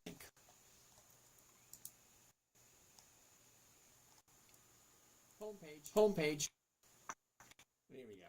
Yeah, that's the homepage. There we go. 10-minute trader. Okay, so let's get back to the trading so we can see where we are. Alrighty. John, please walk through an example for the recent trade, start to finish. Okay, we're going to do that in a second. Who taught you how to trade? Jeremy, I have done many classes. I have paid for, over the last 20 years, maybe close to $50,000 worth of classes. $3,000 for this one, $2,000 for that one, $1,500 for this one, $100 for that one, blah, blah, blah, blah. Over the last, what year is it? Okay, I started trading in the 90s, 30, holy shit, 30 years. Damn, I'm getting old. Wonderful. All right, so let's take a look at Robinhood. Why not? We get it open. Let's get out of here. So Robinhood is currently at 38.31. The closest strike price to 38.31 is going to be the 38.50. Well, look at what it's returning. $1.98 per share. Now, you may not think $1.98 per share is a lot of money, but let's do the math. Let's do the example so you can see what a covered call for Robinhood looks like. All right, so let's change this from single to covered stock. Now, 38.50 right there. Now, I just want to do one contract. Now, one contract, and do a market order. Now, the reason why I want to do a market rather than a limit order, explain the difference between the two. A market order is, I want it now, I don't care what the price is. Okay, that the market maker is required by law to fill instantaneously. That's his job, to create the market. Now, a limit order says, this is what I want to pay, and that's it. Well, that can stay on the market maker's screen all day long and never get filled.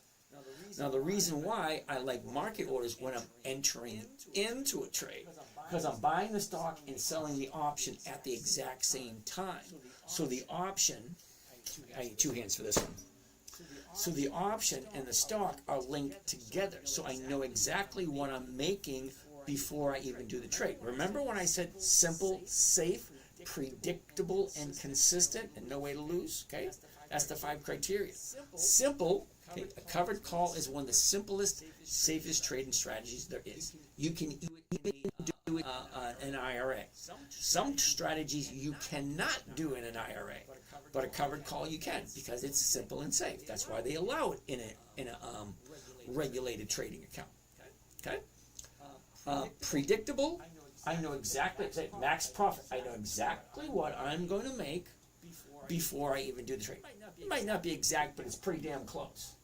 Now, when I say pretty damn close, because in the morning when the market opens, all the numbers are going to change. But these two are already linked together, and it gives me the amount that I'm going to make. One, how much is it costing me? $3,600. Let's do some math. Now, for those of you who didn't pay attention in math, this is exactly what your math teacher said. You're going to need when you get older. Trust me, algebra, you're going to need it when you get older. A lot of people, I'm not going to need any algebra. Yeah, you are. Okay, you're an adult. you're going to need to figure out how many hours you need to work in order to make you pay your bills. And if I'm getting $20 an hour and I work 40 hours, this is what I'm going to make. Well, honey, that's not enough to pay the bills. All right, I'll work some overtime. How much overtime do I need to work in order to pay the bills comfortably? That's algebra. Sorry, it is what it is. All right, so profit, 221. I'm going to stick that right here, 221. Now to find out the rate of return, you take your profit, 221, and you divide it by the cost of the trade plus commissions and fees, 36.29. Divide 36.29 comes to a grand total of, holy shit, 6%. This is a 6% trade. Okay, before you get all excited about 6%, because 6% every single week, yeah, I doubt you're going to get it, but it would be nice. Okay? Now I average over 1% every week. I very rarely see 6%. But it is what it is. These are the numbers. This is what it looks like at this moment in time. Okay? So, the question is, number one, does it make sense? Number two, do you like this stock? Number three, are you willing to buy this stock and hold it to the day you die or until it hits your target? Oh, what's my target? My target is 38.50. Well, currently it's at 38.31. So how far away is 38.50? It's not that far at all. So am I okay with holding it at 38.30 and just waiting for it to hit 38.50 and writing a covered call every single week? Because Robinhood, you can write a call option, sell a call option every single week. Week after week after week. It's like a cash flow machine, but it's going to take you 10 to 15 minutes a day. So that's the big question. And a lot of people don't do it because they don't have 10 or 15 minutes a day. Well, wake up a little earlier. Sleep a little faster. Okay? However you've got to do it. Because here's the thing. If you're getting 1% every week, it may not be a lot. But as you consistently grow your account, and when you're in your 50s, 60s, and 70s, you'll have a lifetime amount of money. Okay? It's not uncommon to see people in their 60s and 70s having accounts in 100,000, 200,000, 400,000, 500,000. It's not uncommon at all. I talk to a lot of people every day. Okay, some have 50,000, some have 300,000. I got one client who has a couple of million. Well, I'd be retired if I had a couple of million, because 1 million invested at 1% a week, it's $10,000 a week. I think I can live at $10,000 a week pretty easily. But they like their work and they continue working. More power to them.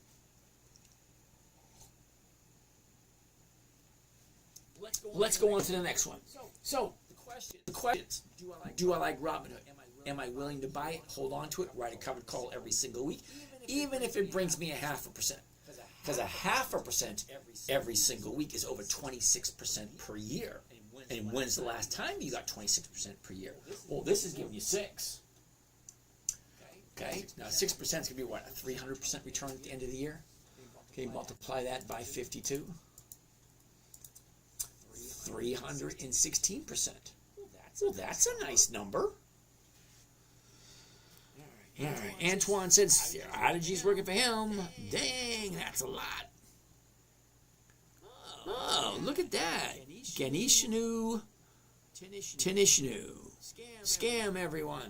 Okay. Not quite sure why you'd say that. You don't even know me. This is your first time here. Kind of rude to insult somebody the first day you met him.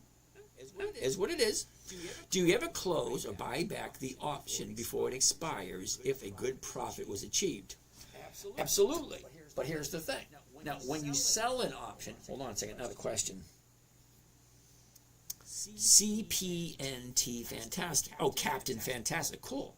What's the coolest fact you know that you ever get a chance to tell anybody? Oh, on dividend stocks, you don't have to own the stock all year to collect a dividend. Only one day. Doesn't that seem unfair? You have people that hold the stock all year long and they get a dividend. You could buy a stock the day before the EX dividend date and collect the dividend. You don't have to hold it all year. A lot of people don't know that.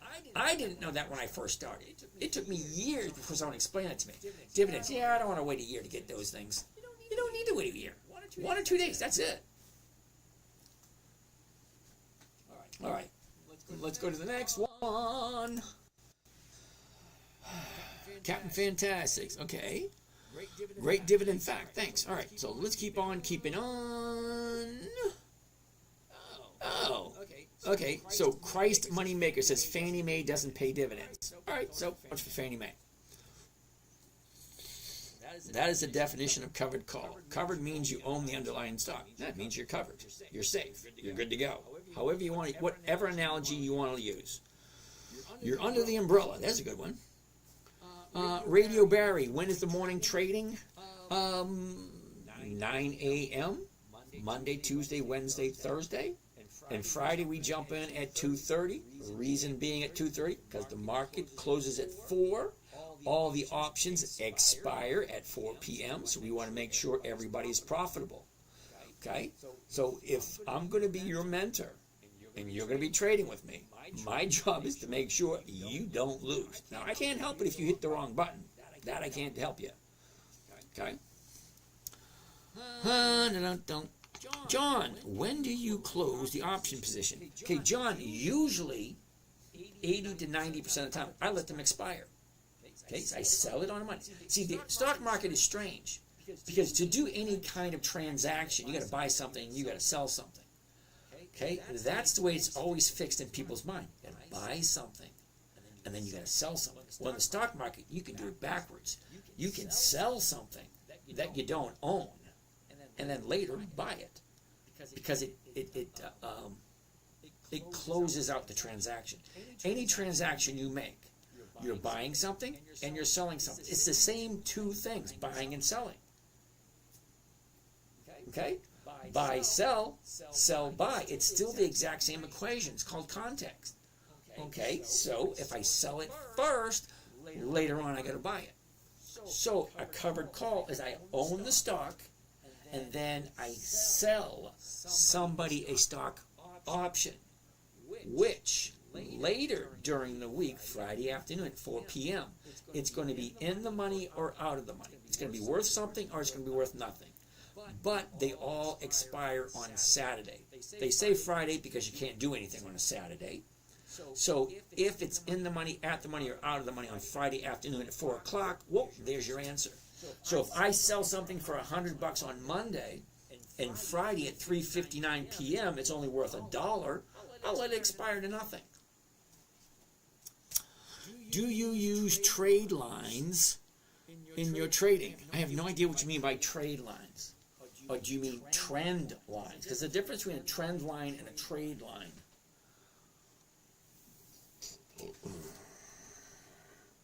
Legend! They are new. Okay, yep. CRW is a new stock? Yeah, I don't do new stocks. You got to have at least 20 years of profitability. Brian, AVGO, hold that thought. Tread lines or trend lines? John, do you ever buy deep in the money leaps versus buying the stock? Yeah, John, I used to do that. It's called a calendar spread. I got bit in the butt too many times with those, so I don't do those anymore. I find it simpler, safer, more predictable just doing the covered calls. Okay, now it's called a calendar spread, or also known as a poor man's covered call, which works great, but doesn't work all the time.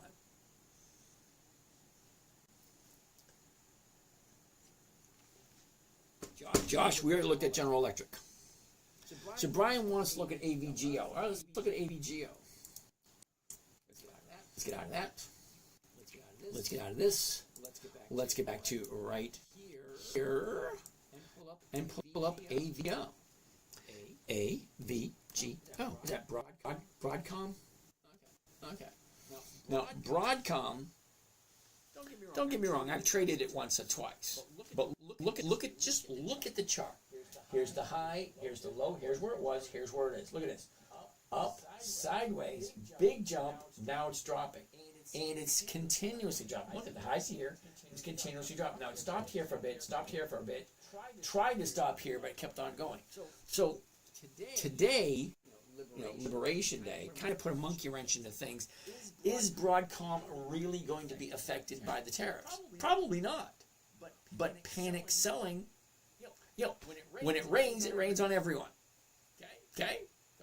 So rain. So even though we had 2 days to the upside, which is perfectly what we were looking for an entry, today is an anomaly. Okay? Will tomorrow and next week take care of this? Because look at the top here, 240 dropping down here. This could be the bottom of the year. It could have been, but today, it's one of those things that just so happens to happen. Is it good? Is it bad? Is it indifferent? It is what you want it to believe, what you ever believe it to be. Okay, TOTUS. Is there anything?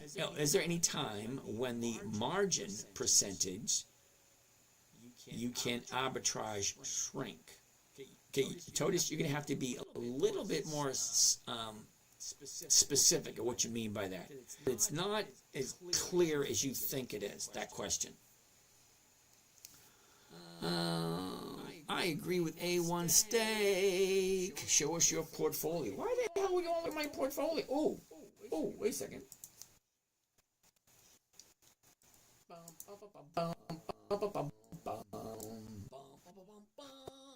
Here we go.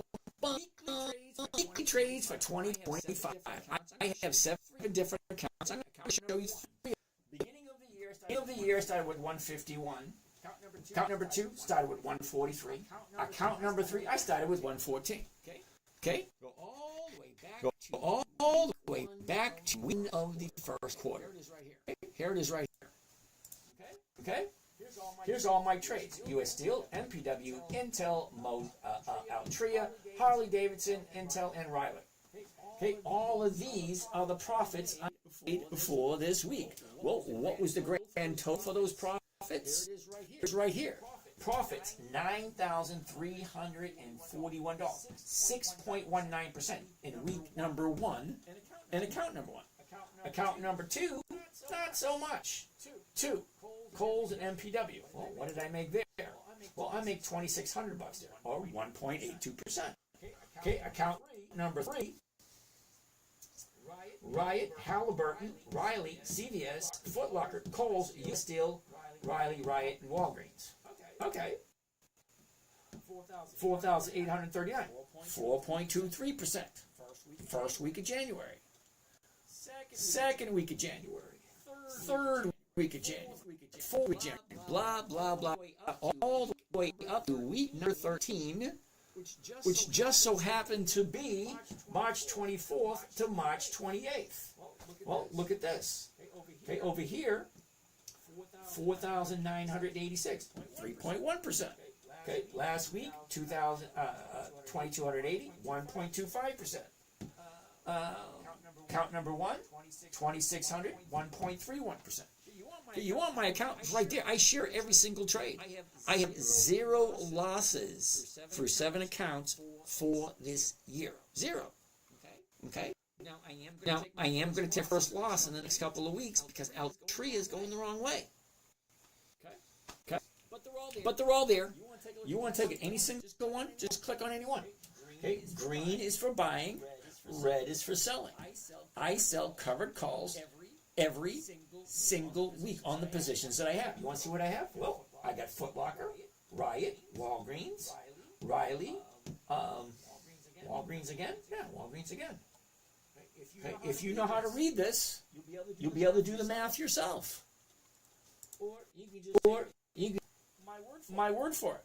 Okay, all of these trades came up to $5,006.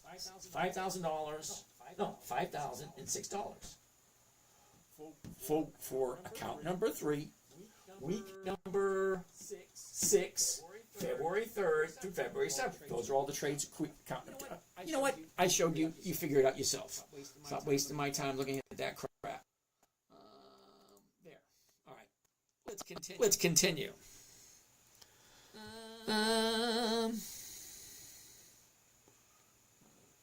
I agree with him. No more democracy. Trump forever. All right, Louis, doesn't really work that way. Lewis, the fee take these somewhere else. Okay. Robert Jordan, what time frame do you look at? Okay, now I tell you over and over and over again, it's the same thing every single time. Okay, let's look at another one. Hold on a second. Josh, we already looked at General Electric. STLA. We already looked at Stellantis. Austin, good evening. Ooh, take a look at this. Cesar wants to take a look at Apache. All right, so let's take a look at Apache. APA. APA. Ouch. Okay. Your chart. Take you 4 seconds. Should take you 4 seconds. 3 to 4. Take you 4 seconds. 4. High, low. Where was it? Where is it? What's the direction? Down, sideways. Down, up, down, up. What the hell happened here? That's basically it. Then I take a look at the 90-day chart. Okay, so what am I looking for on the 1 year chart? I want to see the high is, I want to see the low is, and I want to see what the movement is. It's a downward movement until we get down to here, the low of the year.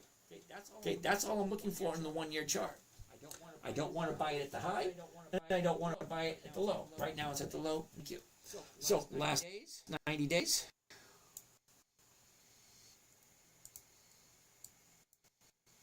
Okay, here's your last 90 days. High, low, where was it? Where is it? Look at the motion. Up, down, up, down, up.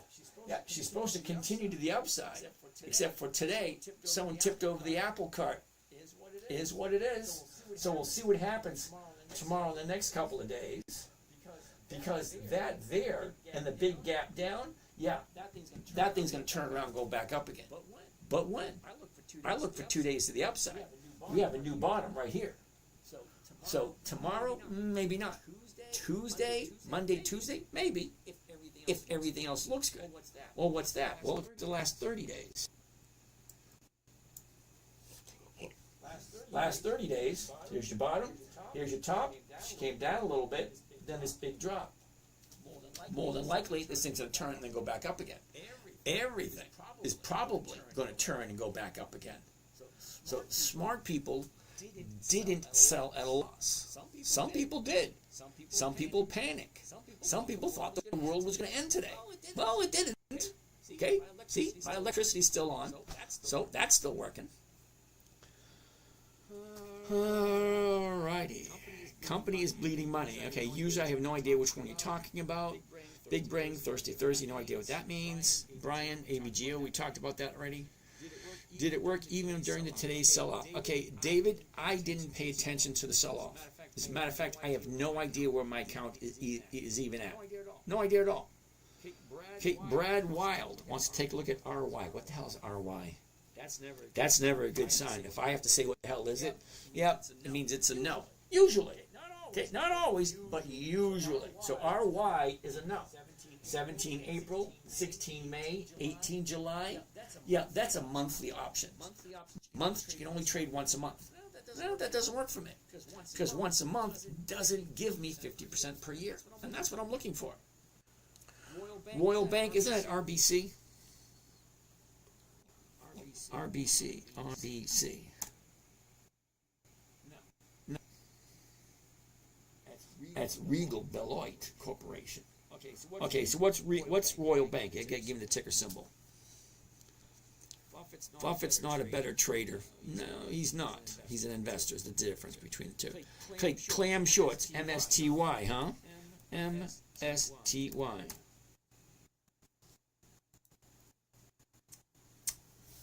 That's a Yield Max product. Yeah, let's take a look at the Yield Max product. MSTY, Yield Max. Well, let's see how wonderful they are at increasing their dividends. How wonderful they are at increasing historical data. Now, I want to take a look at historical data specifically. Yeah.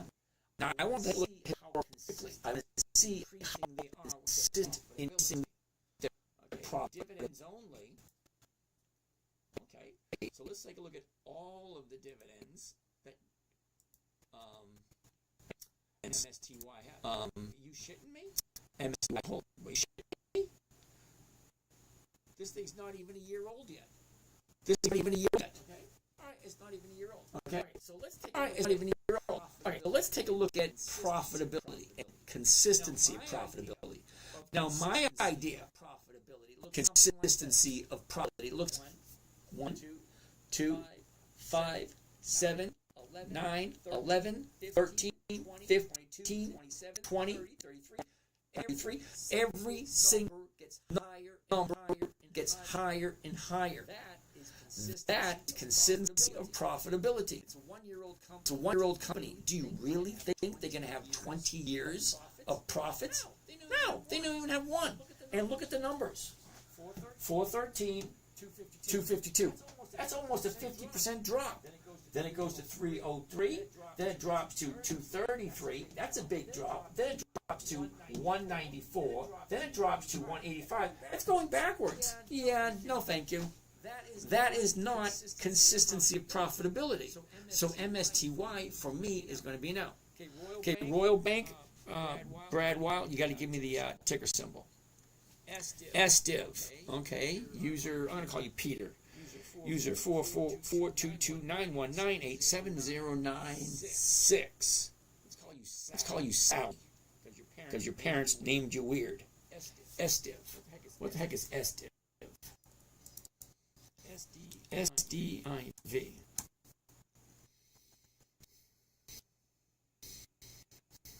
Oh, it's an ETF. And it has dividends. So let's see how many dividends it has. It's 2011. Now, 2011 to today, well, that's not 20 years. What is that? 2011? 14 years? All right, so this years? 14 years. All right, well, let's take a look at the numbers. Years. You ready? All right, well, let's take a look at the numbers. You ready? 29, 18, 8 backwards, 27, 83, 10 backwards, 19, 64, 33 backward, 47, 53, 36 backwards, 35 backwards. Yeah, get this one. Okay, that's 2 steps forward, 3 steps back. Yeah, no thank you. Okay, when I say, hold on. Take a look at this. This will give you a better idea. Okay, you ready?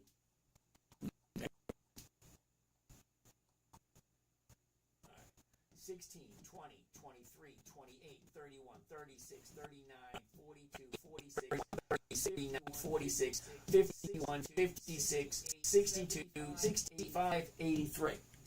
Did you see every single one was higher and higher and higher? Well, that is consistency of profitability.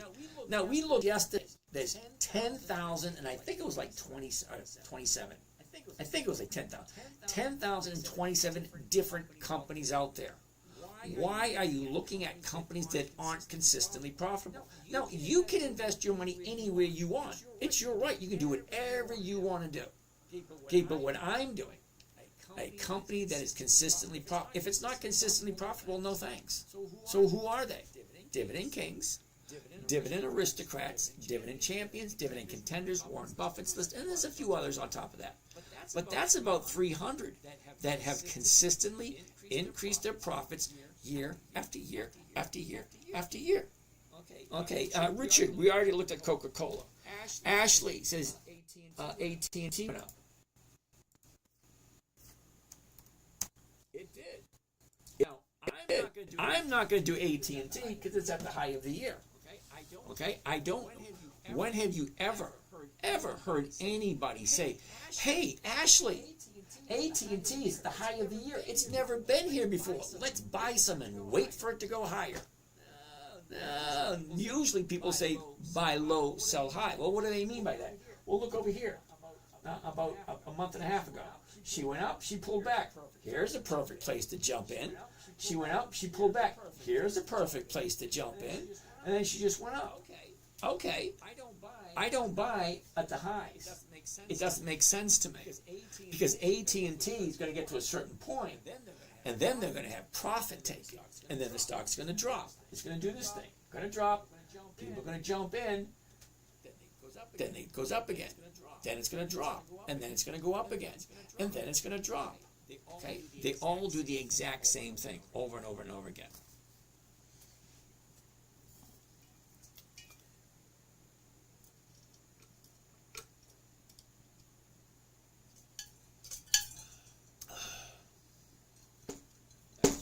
That's so much better than the tea, but it doesn't help my throat out any. Makes it worse.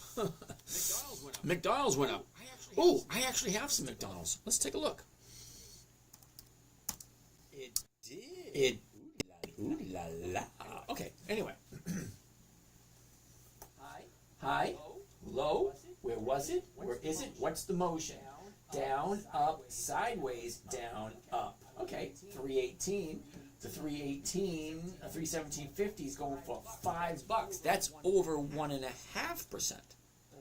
Well, 1.5% per year is like 75% per year. Sorry, 1.5% per week. But anyway. Let's keep on going. Let's keep on going. TGX, we already looked at that one. We already looked at that one. All right, so A year ago, D's is at Mickey D's at 276.99. the bottom of the year. The bottom of the year was in July, and that was 243.50. That was the first week of July. Now from there, go sideways. Look at the last 90 days.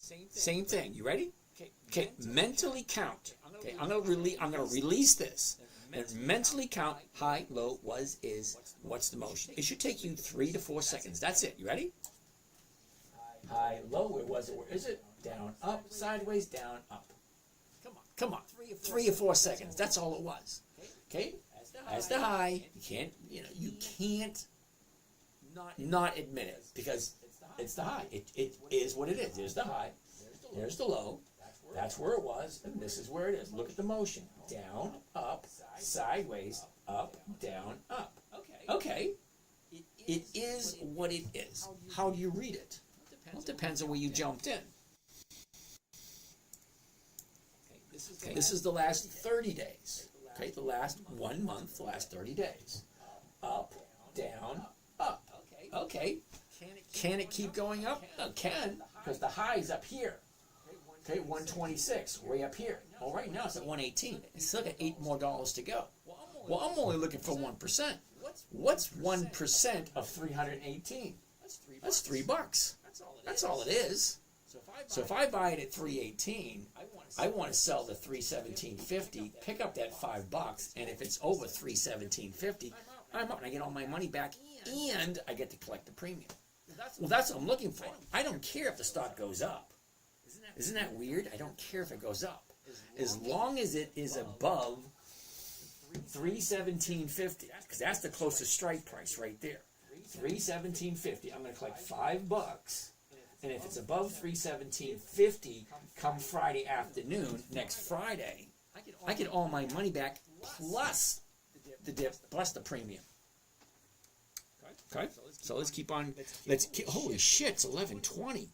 All right, no more stocks. We got 97 questions. Holy shit. Let's do this. All right, what time frame do you look at? Look at the 1-year chart, the 90-day chart, the 30-day chart. Then I look at the seasonality chart. Tells me what does it normally do this time of year. All right, my throat's getting a little sore.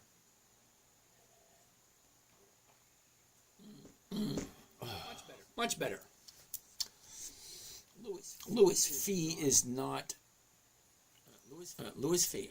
We are not discussing politics. We're discussing. Okay, thank you, Lisa. Yeah, I don't like politics. Isn't right? Bitcoin mining stock. You're absolutely right, Jeremy. Is this on your website? Yes, it is on my website. Aw, James, I knew you were wealthy.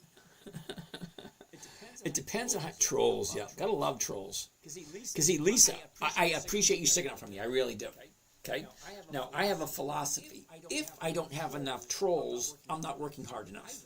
I welcome the trolls. I like to hear what they have to say. Because it's kind of interesting to see how other people think, so that I can find a better way of addressing their negativity. Thank you, John. Thank you. Take your politics out of the way. I have no care. I have no idea. You look like a Carmella supporter. Oh my goodness. You're definitely new here, dude. I could care, honestly, I could care less Democrat, Republican. I am a common senser. Common sense. Okay? Up, down, left, right, wet, dry, cold, hot, blue, green, yellow. Yeah, I could care less who sits in the big chair. Seriously. I'm for common sense. If it makes sense, okay, fine. Talk to me like I'm a 3-year-old. Make it make sense as if you were talking to me as a 3-year-old. Okay? If you come into the country illegally, you need to get your ass thrown out. That's what illegally means. You do something wrong, you pay the consequences. Okay? Common sense it shouldn't be called common sense because most people don't have it when it comes to politics. I don't do politics because it's frustrating. What? He looks like an old white lesbian. I could say something that comes to my mind, but that's a terrible thing to say. You should be a congressman. You can inside her. I wouldn't do it. Okay, see, I'm one of the few. I'm a Gen Xer, so we things. We call it like it is. No safe spaces. We don't care about your feelings. There's no participation trophy. You don't like it, let's go outside, okay? None of this BS shit. So let's stop with the politics. Okay? McDonald's is okay? McDonald's one company because I have eaten a lot at that place. Okay. Matt, James, what if a person doesn't have a lot of money to invest in the markets? What would you say to them? Matt, what I would say to them is consistency is more important than the amount of money you have. Because whether you have $5, $10, $15, $100, if you're investing consistently, even at 1%, even at 0.5%, eventually the interest will compound to a point where you don't have to work anymore. Okay? As you see it grows, if you can see it in your mind, if you can see it growing 1% every single, see at 1% a week, you can double your money every 14 months. That's without adding anything. Okay, so if you're getting 1% every single week and you're adding something to it, it will snowball a lot faster. That's why I created that compound interest calculator. Because if you start out with $1,000, $500, $10,000, whatever it is, if you start out with that amount and you see what 1% will get you every week, okay, great. Well, stop getting Starbucks. Take that $2 or $3 you spend a day at Starbucks and put it into your trading account. So now you're putting in $8 every single week, $9 every week. Well, how long is it going to take for that to grow into something interesting? Okay, what you put into your trading account will come back to you in the long run. And don't kid yourself. You're all going to retire at some point in time, and the money has to come from somewhere. And you got two choices. And do not think you're special. Ain't none of you out there special. You got two choices and only two. When it comes to your money, you invest it yourself, take responsibility, or you give it to someone else and you let them do it for you. Put it into an ETF. Let the computer make the money for you. Okay? Give it to a money manager. Let him do it for you. But I can guarantee you one thing, with 99.9% accuracy, nobody has more interest in your money than you do. So if you give up responsibility, you give it to someone else, then you're at their mercy. Okay? Not many people out there care more about your money than you do. Anyway, let's keep continue. You'll be as rich as Nancy Pelosi. Ah, please don't put me and that person in the same category, please.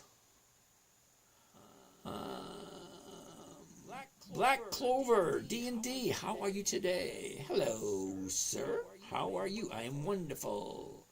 If you want YouTube manager, okay, freelance, you actually got to be here a little bit more than you have been. All right? I don't give that kind of authority to people who just show up once or twice. Okay, there are people over on TikTok that keep coming after years. You know? All right. Let's keep on going. Hey, none. Cool beans. That was nifty. I've never seen that before. Rocky, what's happening? Jenny V. Okay, Jenny V. Come check with me again on Verizon. Now, tonight's Thursday night. I don't do Friday nights anymore, and I don't do Saturday nights anymore. Last year, I was on every single night. 360 days I did last year. Every night, 9 p.m., 360 days. I missed 5 days. Okay, one day I was sick as a dog, couldn't do it. Okay, give me a break. Sick one day out of the year, yeah. Another day, I had to take someone to the emergency room. No choice in the matter there. And 3 days, I missed 4 days during the hurricane last year. For those of you living in your own little bubble, there was a hurricane that came right through St. Petersburg last year. No water, no electricity, no internet, no cable, no telephone, nothing. For 3 days. 4 days. Didn't bother me a bit. I'm a Gen Xer. You can put us up in the woods and we'll be fine. I was fine. That was all set. Good to go. But that's not the case. The case is I couldn't get online. And I was okay with that. But I did lose, I think, $3,500 because I couldn't get online. It is what it is. Don't play the game unless you're ready to play the game. All right. World You Want to Live In Girl, NEE, Nextera. We'll have to take a look at it on Monday. Okay, Blue Rhapsody.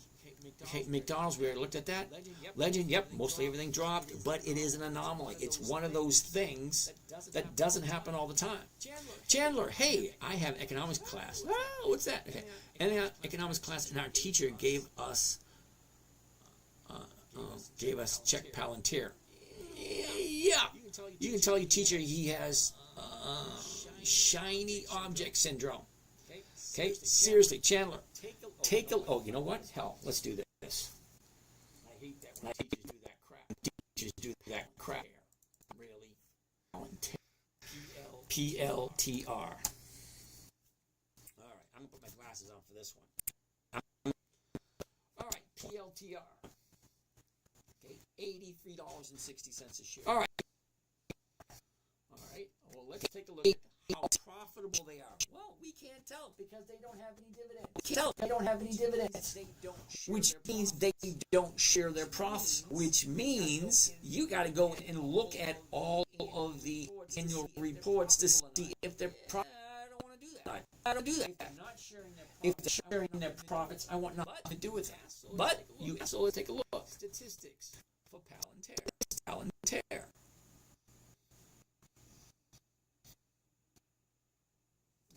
Check this out. Are you ready? Okay. $83.95 a share. That's what you're paying per share. That's $84. Let's call it $84. Look at the revenue. $2.87 billion. But look at the revenue per share. $1.27. Now I don't know about you. If I'm paying $84 per share, and they're only bringing in $127. Now, the reason I'm showing you this, I want you to write it down because I'm going to show you something else for you to compare it to. Okay? So, $1.27 per share revenue. That's cash coming into the company. Okay, hold on.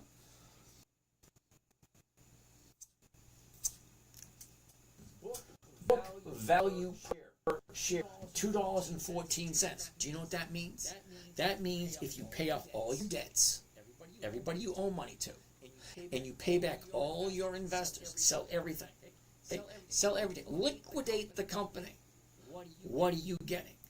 You liquidate the company, you are getting $2.14 per share. So you're buying a company that's only worth $2.14 for $84 a share. Now the reason why I'm showing you that, okay, Chandler, hold on a second. Now Palantir is not 100 years old. I have no idea how old they are. I honestly could care less because they're not even in the same grouping of any. No, I wouldn't do it. That's me. Hold on. Okay, we're going to compare it to General Motors. Now, you know who General Motors is, and you know what they do. They've been around over 100 years. 100 years they've been around. I think they're going to be around a little bit longer. But let's take a look at the facts. Facts. I love facts.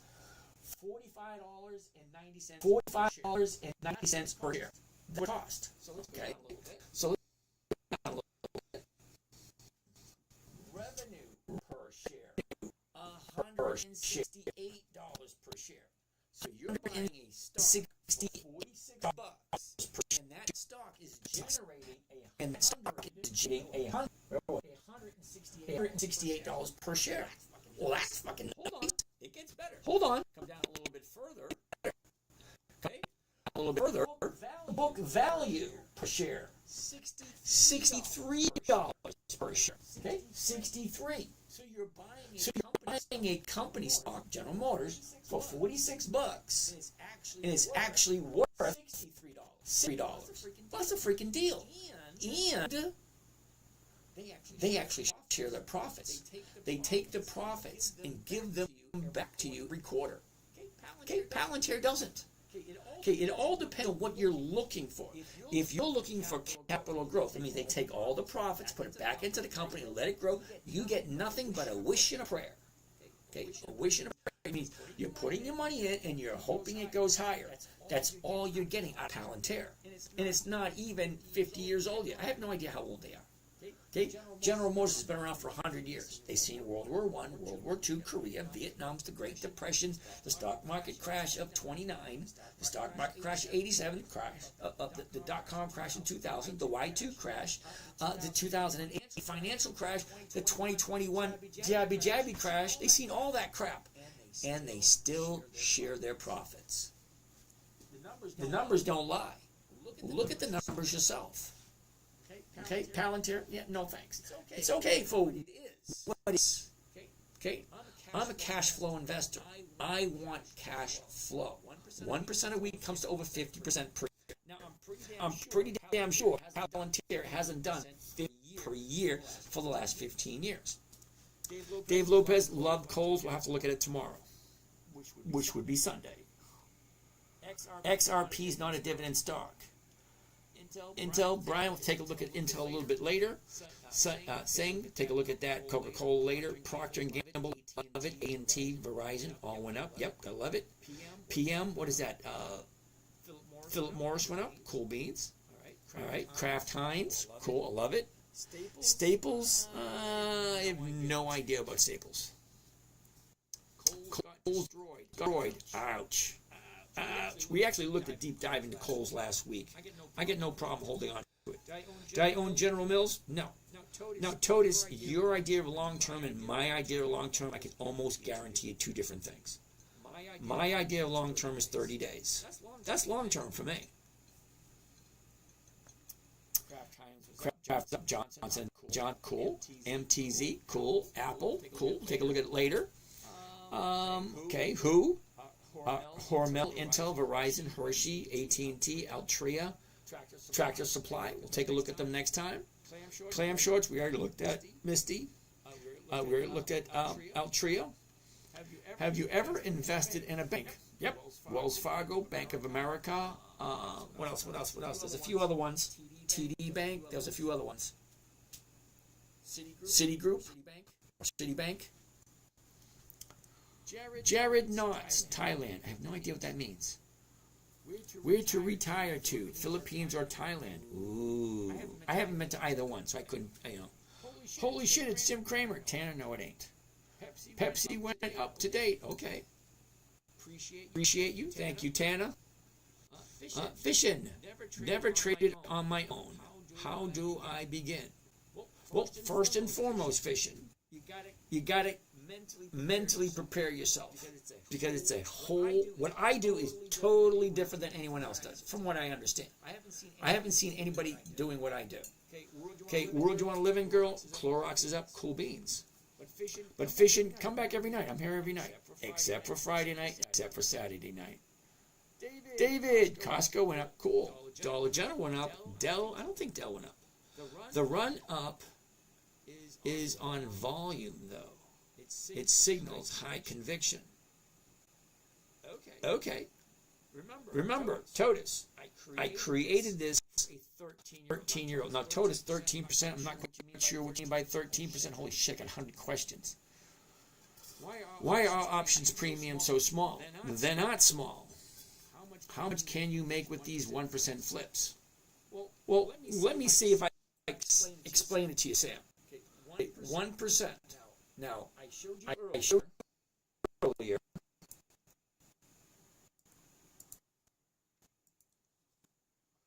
Okay, I showed you my accounts. Okay, I showed you my. I only share 3 of them. I have 7. I share 3.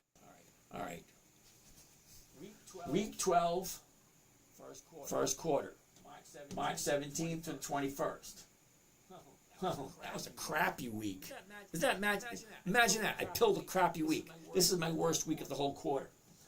Okay, this account here, $800 that week. Here, I only made $1,100 that week. Okay, over here, I made $3,300 that week. 1%, $3,300, $1,100, $800. Number 12.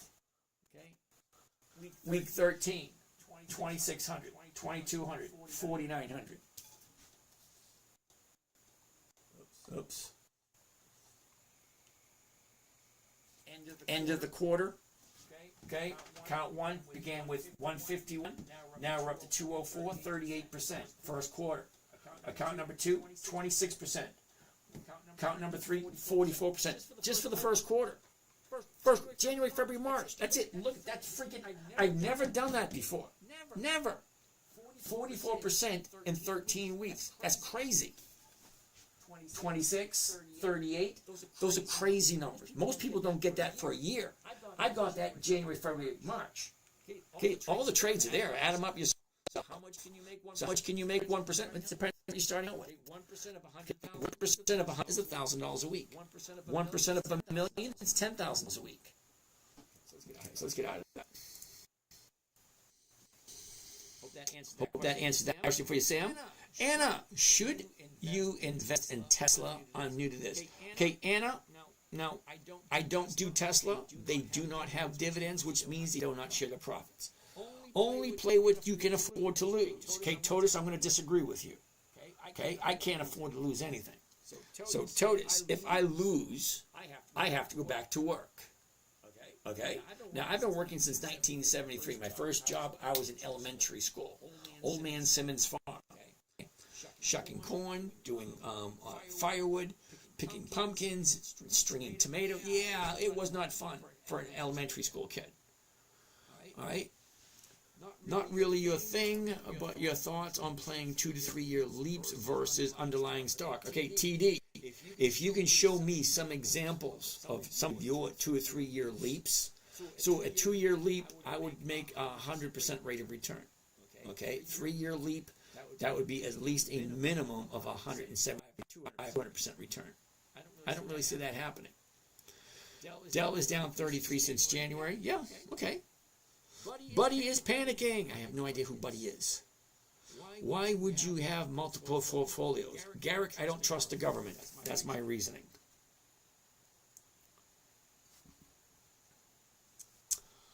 That's why they call it Reed Casino. Davidson, I look familiar. Thank you. I'm not quite sure why. Where? Uh-oh. Missed that. Back over here. There's questions.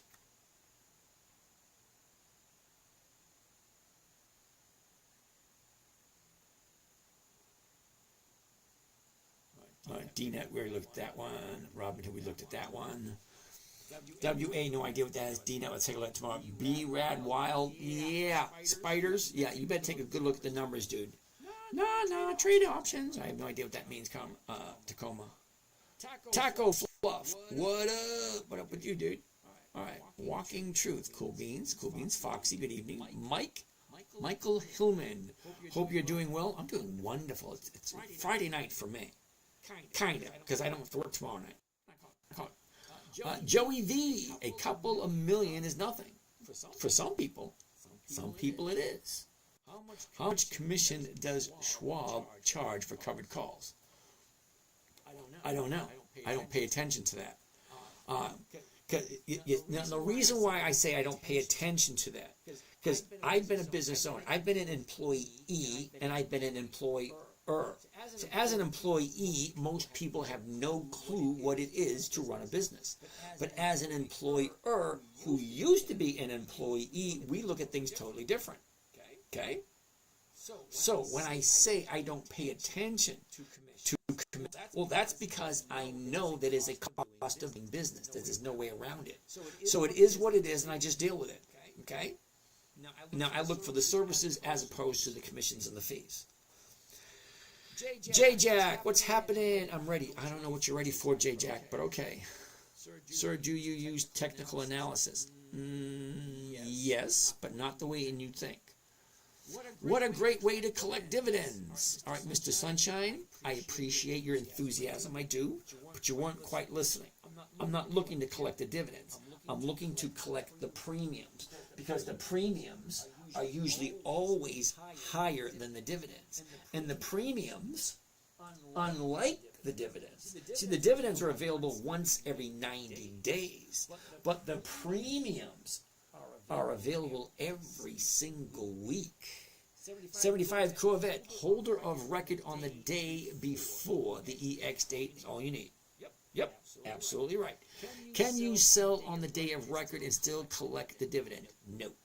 You have to go through what is called settlement. You have to buy it before the EX date and hold it through the date of record. You can sell it after the date of record. Haas often.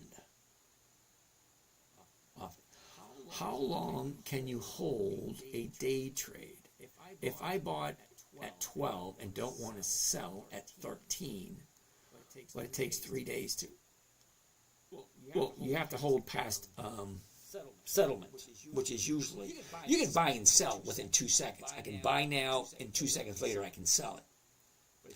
But if you're looking to capture the dividend, see, your question doesn't give me enough details to answer it effectively for my satisfaction. I don't know if I answered it for your satisfaction. For my satisfaction, I'd like to have a little bit more details, because I want to get to know what it is you're trying to get out of it. Okay?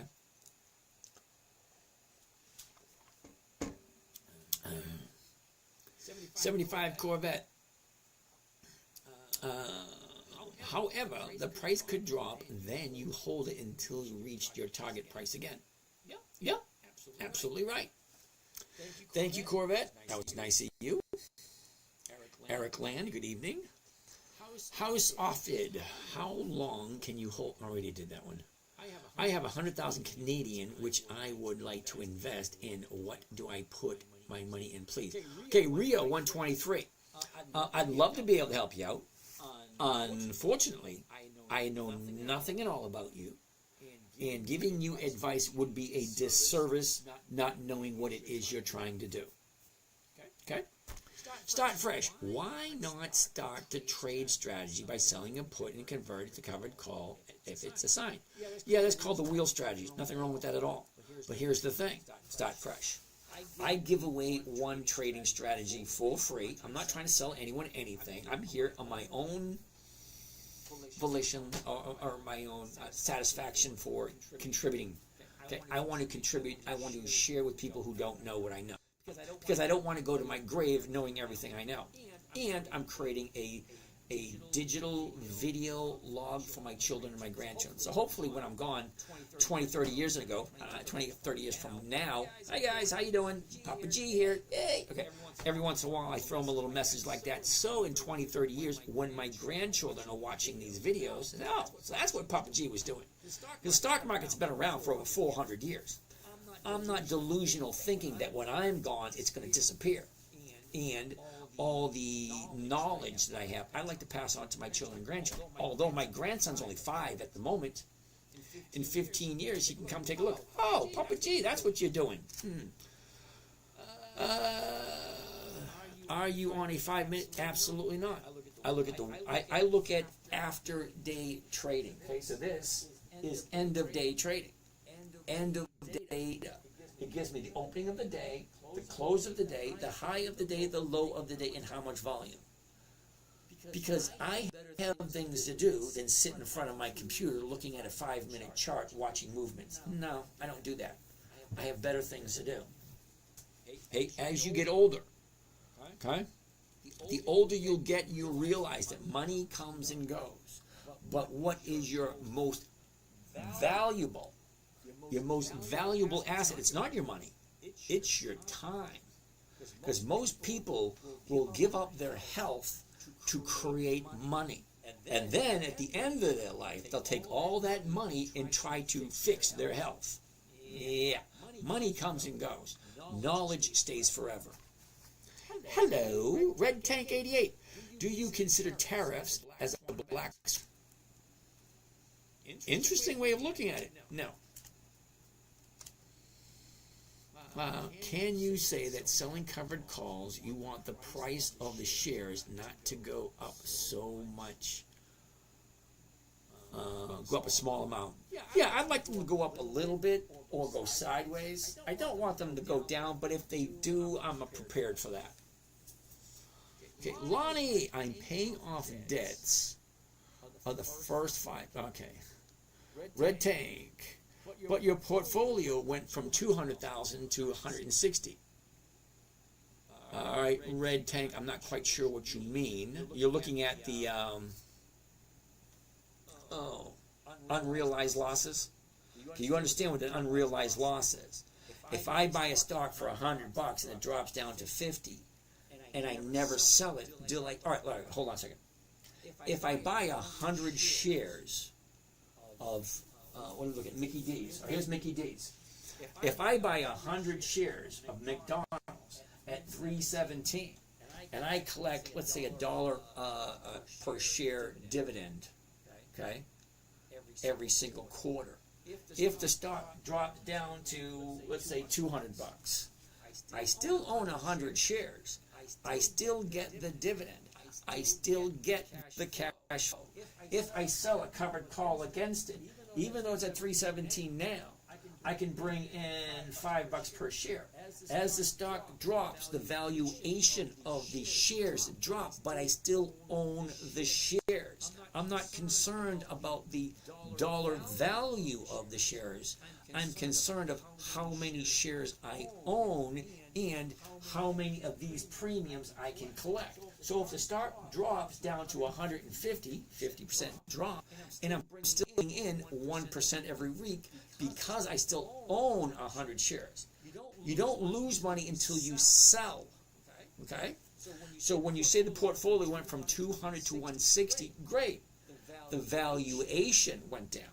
But do I still own the same amount of stocks at 200 as I do at 160? And out of all those shares, what income did I have coming in?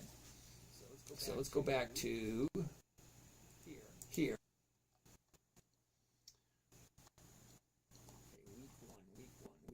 Week one. Okay.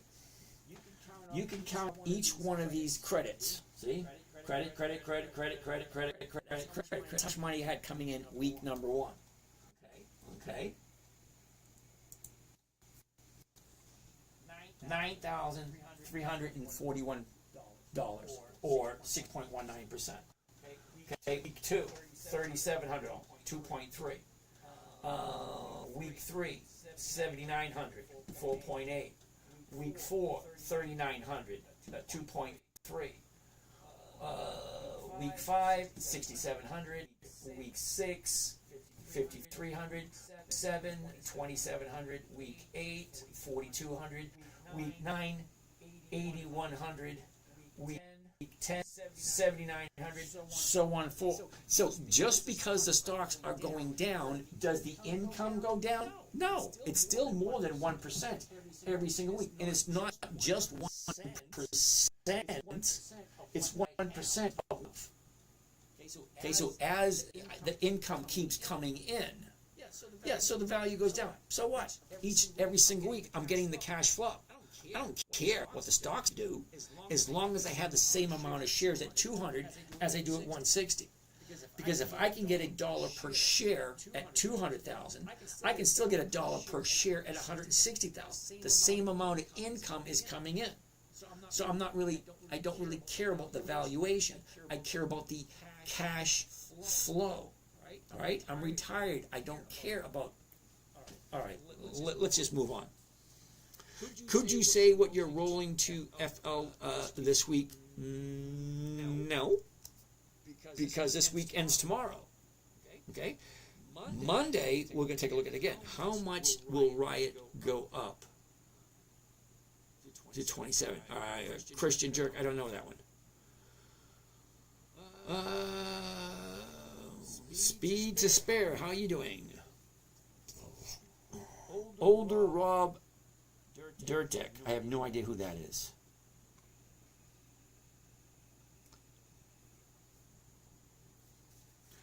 Messenger of who? Cool. Apple, cool. Take a look at that next time. Donut, we'll have to take a look at that next time. Everything down, dude. Nope, not everything. RBS. Scott, oh, that's Royal Bank, isn't it? RBS? Well, let's take a look at that next time. Okay, we're way past 11:30. I think you're sharp. Thank you, left guard. I love your system, but you're not better than Buffett. Nobody is. Okay.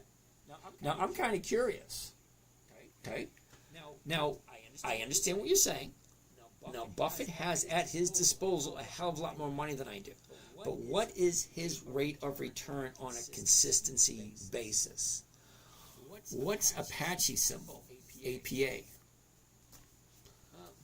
Moose, 30-1. Okay. House Ofted. Creator, cool. Mortgage Magician, back again. Haven't seen you in a while, Mortgage Magician. How you doing? Yes, I still have my calls. Intel went up also. Yep. Thank you. Black Pilot's Corner, good evening. Bones, AT&T. Is a tariff safety plate? Yeah, they're a telephone company. They don't import anything. Thoughts on Meta? Yeah, no thank you. Meta only has not even 1 year of dividends. Okay, now dividend is a portion of the profits companies give back to the investors. That's their profitability. If the profitability increases, great. Meta, no thank you. Yep, Bones, McDonald's is a tariff safety. Yeah, they don't import anything from overseas, I don't think. UNP, Union Pacific, okay. Bones, rumors they were working with Taiwan. Okay.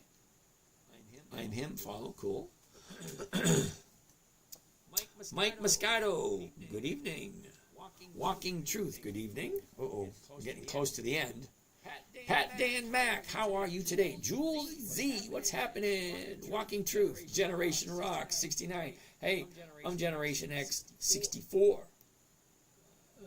Rebecca, how you doing? La La Lu, good evening to you. Christian NRG, good evening. David, how you doing? Peter, when that stock drops 20% a day, like many did today, how's that dividend holding up for you? Okay. Polar Vortex. Let me ask you a question. Because, I like people like you who have a negative look on things. Sounds like it from there. All right, at Mickey D's. All right, this is Mickey D's. Okay. Now, Mickey D's does have a dividend, correct? Now, they have a dividend that increases every single year. So here's my question for you. Now, hypothetically speaking, if I buy McDonald's at $250 a share, down here, this is the low of the year, $250 a year, $250 per share. Let's say I buy 1,000 shares. That entitles me to 1,000 dividends. If the dividend's 25 cents, that's $2,500. Okay, great. Now, if the stock goes from 225 to 318 where it is right now, still the exact same 1,000 shares, the exact same dividend, 25 cents. What dividend am I receiving then? 25 cents a share, $2,500. Is it any different than here to here? No difference whatsoever. If I'm collecting 1% here, I'm collecting 1% there. 1% is 1%, no matter how you look at it. If I'm getting a dividend at $250, I'm getting the exact same dividend at $319. It doesn't change at all. Let's switch. That phone's getting low on juice.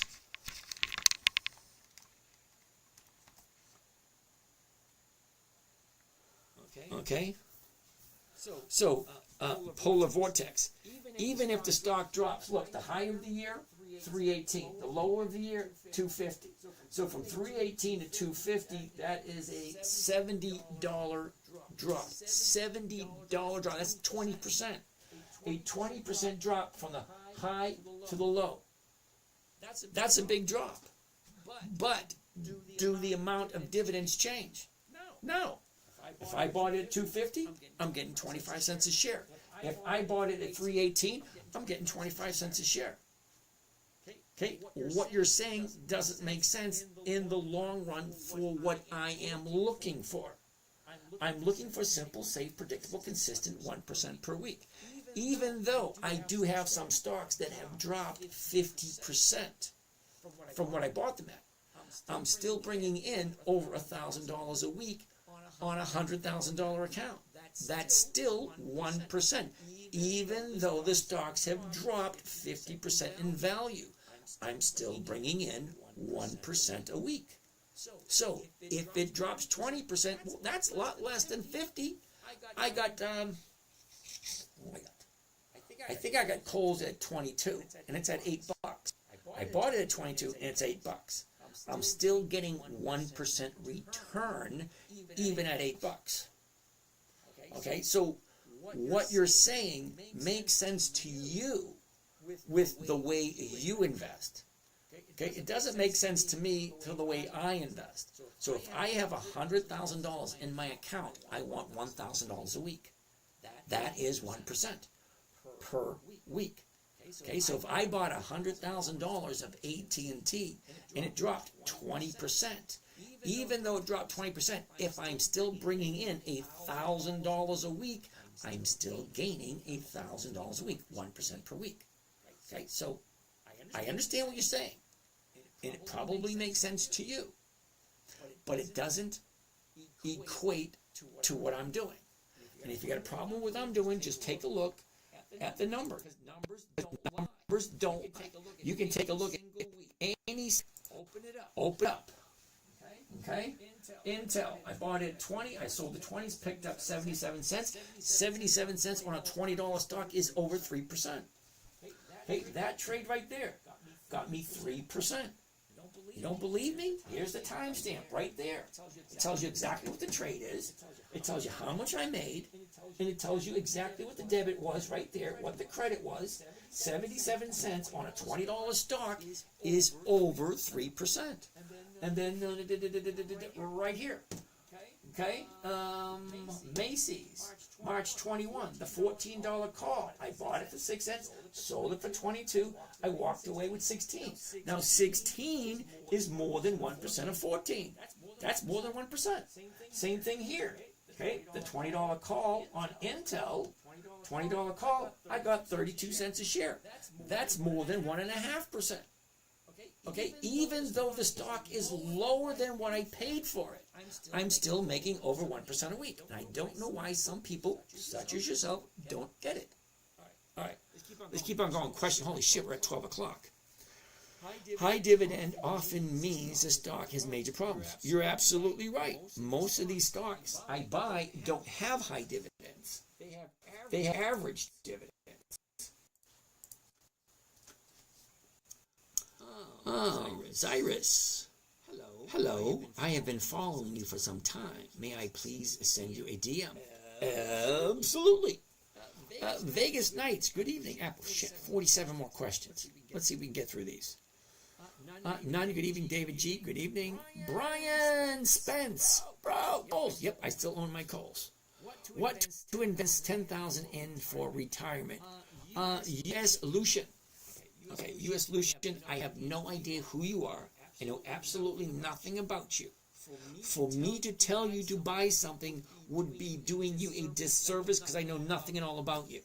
Okay, I have no idea what your goals are. I have no idea what your risk factors are. That's the word I was looking for. Risk factors.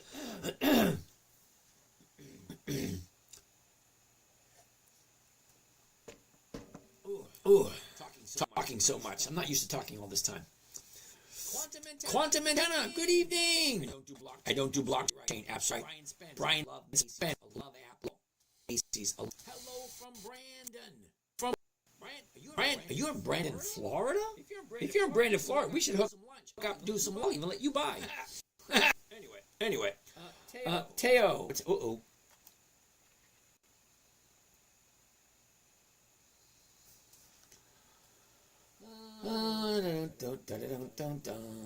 Wow, incredible. William McKinney says hello again. Alrighty. Brian Spence. He's stuck on down 20% in 6 months on M. Yeah, but I'm still making over 1% on M every single week, so I'm not quite sure what your problem is. Is it guaranteed you'll make 1% on selling the call? The problem is if the stock goes way down. Okay, Brian said, I never said anything about any guarantees. There's only 3 guarantees in life. Are you ready? Most people know 2 of them. A lot of people don't know the third. You know it when I tell it to you. You ready? 3 guarantees in life. Death, taxes, and disappointment. Okay? Thank you there, Corvette. Brian Spence. What social media is he answering questions from? All right, well, I got Facebook over here, Instagram there, TikTok here, YouTube over there, and another TikTok here, and another YouTube down here, and I have Rumble and, what's that other one? Twitch. I get no one from Twitch. I should get rid of Twitch. We paid 35 cents on Schwab. Okay. Crypto Psycho, cool beans. He uses the dividend history to dictate which stocks he likes to invest in. Thank you there, Corvette. Can you please explain premium? Yeah. A premium is an insurance payment. Because a lot of people don't know this, but call options and put options actually policies. Okay? An insurance policy, just like your homeowner's insurance, just like your car insurance, just like your health insurance, a premium is what you pay or what you collect for a contract. And what's the contract on your car? Well, if you smash it, somebody will replace it and all that kind of nice neat stuff. Yeah, homeowner's insurance, same thing. If the house burns down, they'll rebuild it, whatever. Well, stock market insurance, it was originally intended for people not to lose money. So if you had a stock, let's say IBM, and you bought it at 160, and you didn't want to lose money, well, you'd buy a put. So if the stock dropped, the value of the put would go up, and you wouldn't lose any money. That's what they were originally intended for. The premium, well, these ones you pay on a weekly basis, or you collect on a weekly basis. Okay? That will depend on how long you've been with them, perhaps. Okay. Hated oatmeal. Can I hear your thoughts on tariffs? You don't want my thoughts on tariffs. Okay? Seriously, you don't. Okay? My thoughts on tariffs. Are you ready? Quick, simple, here you go. Stop buying shit not built in the United States. You don't want to pay a tariff? Great. Buy stuff that's made in America. Plain and simple. Okay? Are we holding or selling here? Good question. Palantir is good for option day trade. Okay, I'll agree with you there. Selling covered calls, Beastie, what's happening? Bones, why not go to a penny below what you sold the call for? I'd have to do some research on that one. Okay, so Bones. The way I look at it, Bones.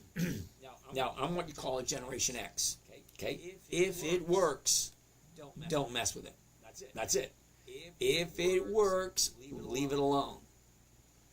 You can't be making money with this strategy after this week. Oh, Monroe, I would love to have a personal chat with you because apparently you don't listen and apparently you don't believe what you say. So, week 13, which was, better yet, hold that thought. Let's get my glasses out. Let's look at this one right here. Okay, let's go to there. Let's get out here. Let's go here. Let's go right here. And let's go to, what's this week? This week is April. Okay? March 31st to April 4th. Right there. Okay? All right. So, if you look closely, okay, who said that?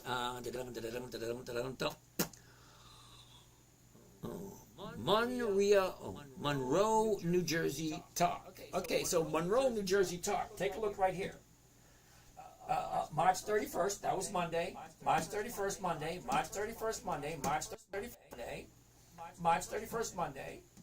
April 1st, Tuesday. April 1st, Tuesday. April 1st, Tuesday. April 1st, Tuesday. April 2nd, Wednesday. Okay?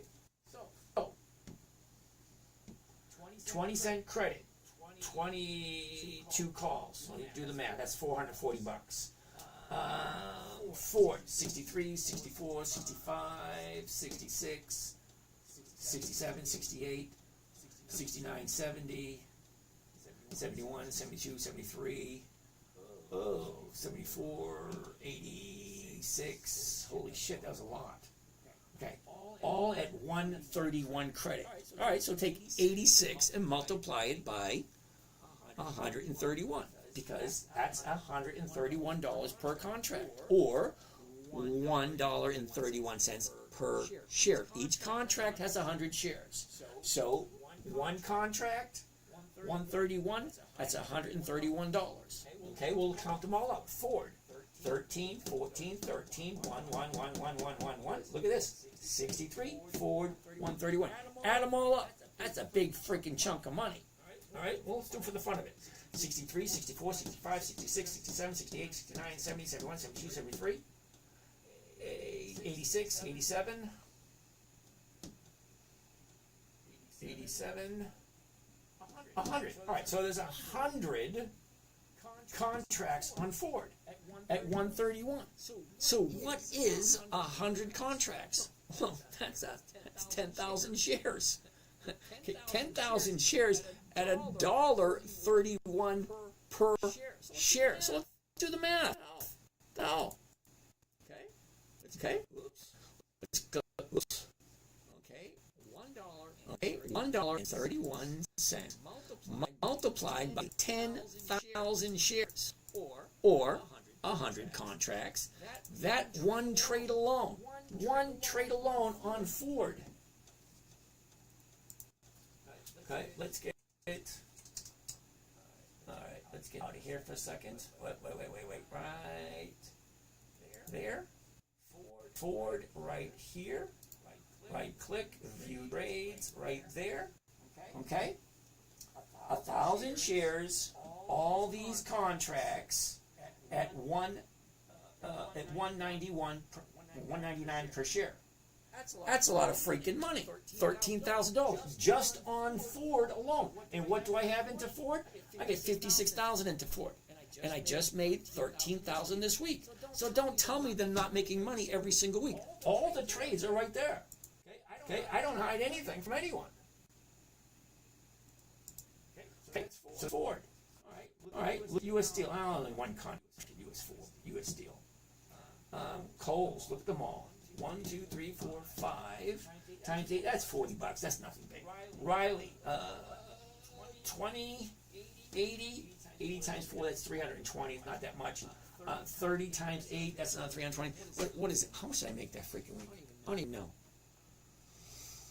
But it's over 1%. Okay, so I have whatever. I'm not going to entertain every single thought everybody has. But yeah, Bones. Wasn't Bones. Who was that? Monroe. Yeah, Monroe. I'm making plenty. Trust me.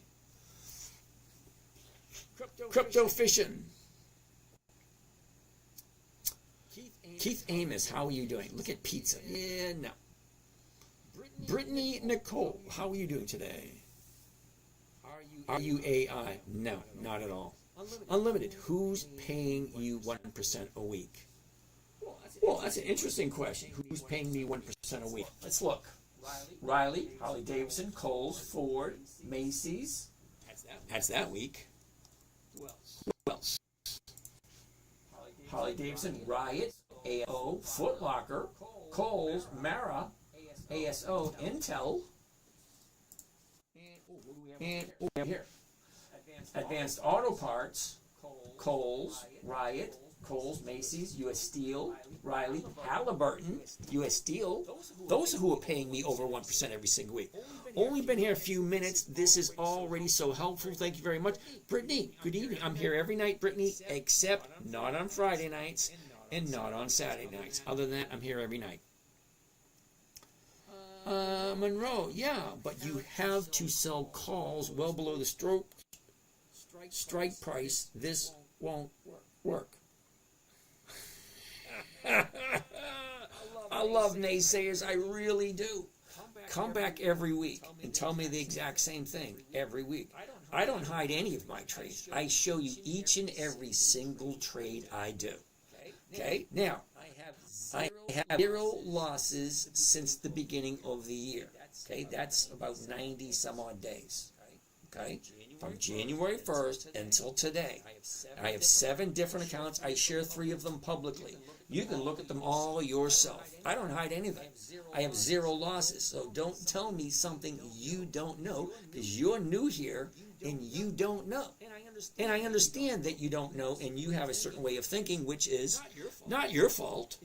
It's just what people have been telling you for your whole life. Now, I don't know if you know this or not, or if you're willing to admit it or not, but you've been lied to for decades. And if you honestly believe what you've been told rather than what you see right in front of you, hey, more power to you. Initial investment, blah, blah, blah. Yeah, but you have to sell calls well below strike price. That won't work. Thank you very much for your confidence. Irish Queen, how you doing today? Rav, thoughts on Boeing? I have to do it next time, all right? Because I'm way past 11:30. I'm just finishing answering the questions. I answer each and every single question before the night is over. And I still got questions over on YouTube that I haven't gotten to yet. Okay, Joe Mitchell, Siggy, Void Echo, sounds like Altria. I like Altria, and I do have some. Okay, Monroe, New Jersey. Okay, Monroe, New Jersey, you know, I love your negativity, really do. If you really want to go one-on-one, more power to you. You know, bring it on. I'll bring you on live. I can take a look at every single one of your criticisms and prove you're wrong. If you're up for it. If not, I don't know what to tell you. Okay, Science Biz, Cole's under 7 now? Ooh, now I'm in it at 22. But I have no intention of selling it whatsoever. Cole's is not doing good right now. I'm aware of that. Bones, unless it goes up fast and you get called, then you lose the shares, take the loss on the initial. All right, Bones, I'm going to disagree with you. Okay? Anytime a stock... Now, I look at my stocks twice a day. Once in the morning with my morning trading group and once with you guys at night. I have a good grasp on where my positions are. And I've been doing this long enough that very, very, very rarely do I ever get caught off guard. Want to build a snowman? Cool beans. What? Oh, this is what the modern day retail trader misses to understand. Thank you, Proven. Prove WXW, okay. Avoid Echo. The cold never bothered me anyway. Yeah, it bothers me. That's why I'm in Florida for the winter and I go up to New England in the summer.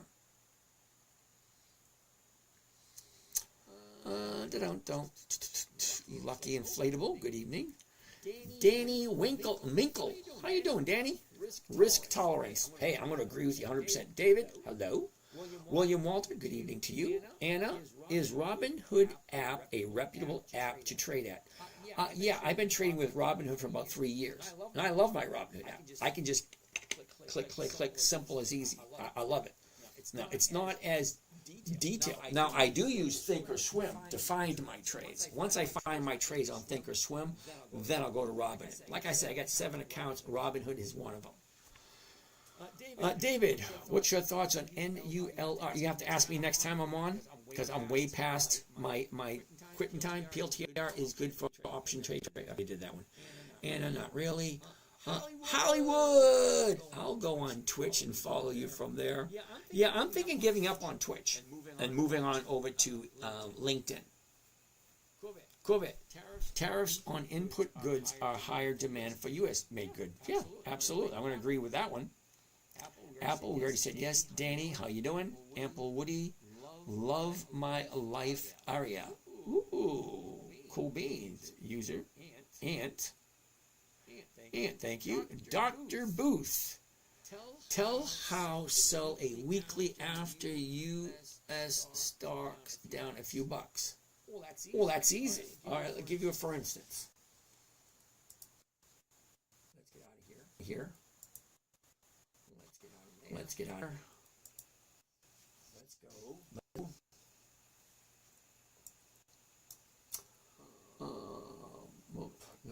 there. Let's Kohl's. Kohl's. All right, KSS. Kohl's. Look at that. Big drop. Okay, so Kohl's. All right. So I'm into Kohl's in this particular account at 1572. Okay?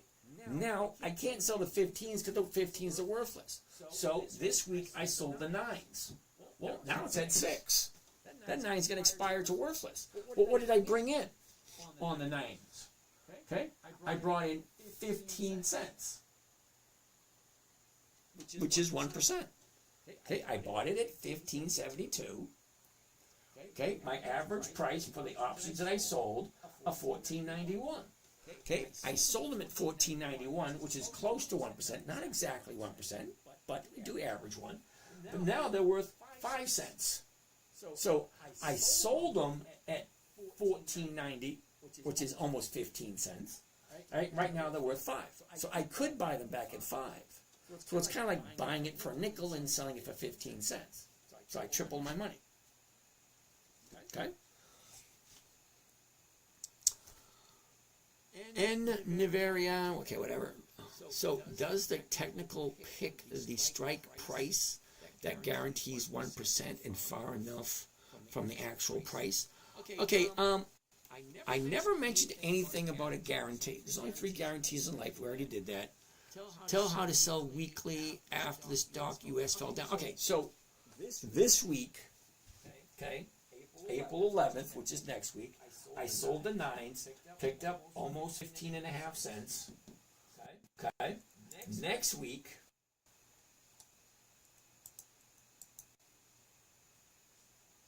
okay, right here. Okay. Next week, the current stock price is $6.74. Now remember, I'm into it at 15. It's down to $6.74. That's a 50% drop. Am I panicking? No. Because what am I going to do? I'm not going to sell it at $6.75. I'm not going to sell it at 7. I'll probably sell the 750s. But look what the 750s are selling for. 16 cents a share, 16 to 44. Well, what did I buy it for? I bought it for 15. Now, 16 to 44 is way more than 1% of 15. So what happens if the stock goes above 750? Well, I roll it forward and then I sell the 25. There's always an answer to whatever scenario pops up. If the stock drops, well, I roll it forward to another week and I look at the numbers. It always comes down to a math problem. What did I buy it for? What did I sell it for?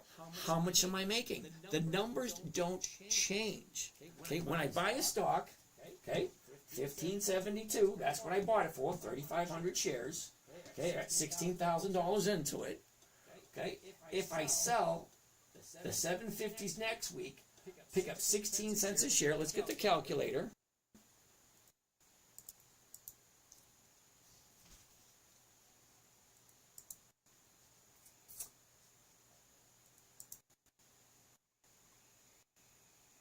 This is a little smaller. Come on. Whoops. Okay. So right here's the number. 16, the 750s is currently at 676. If I sell the 750s next week, 16 cents a share. Okay, whoops, let's clear this. All right, that one's not working.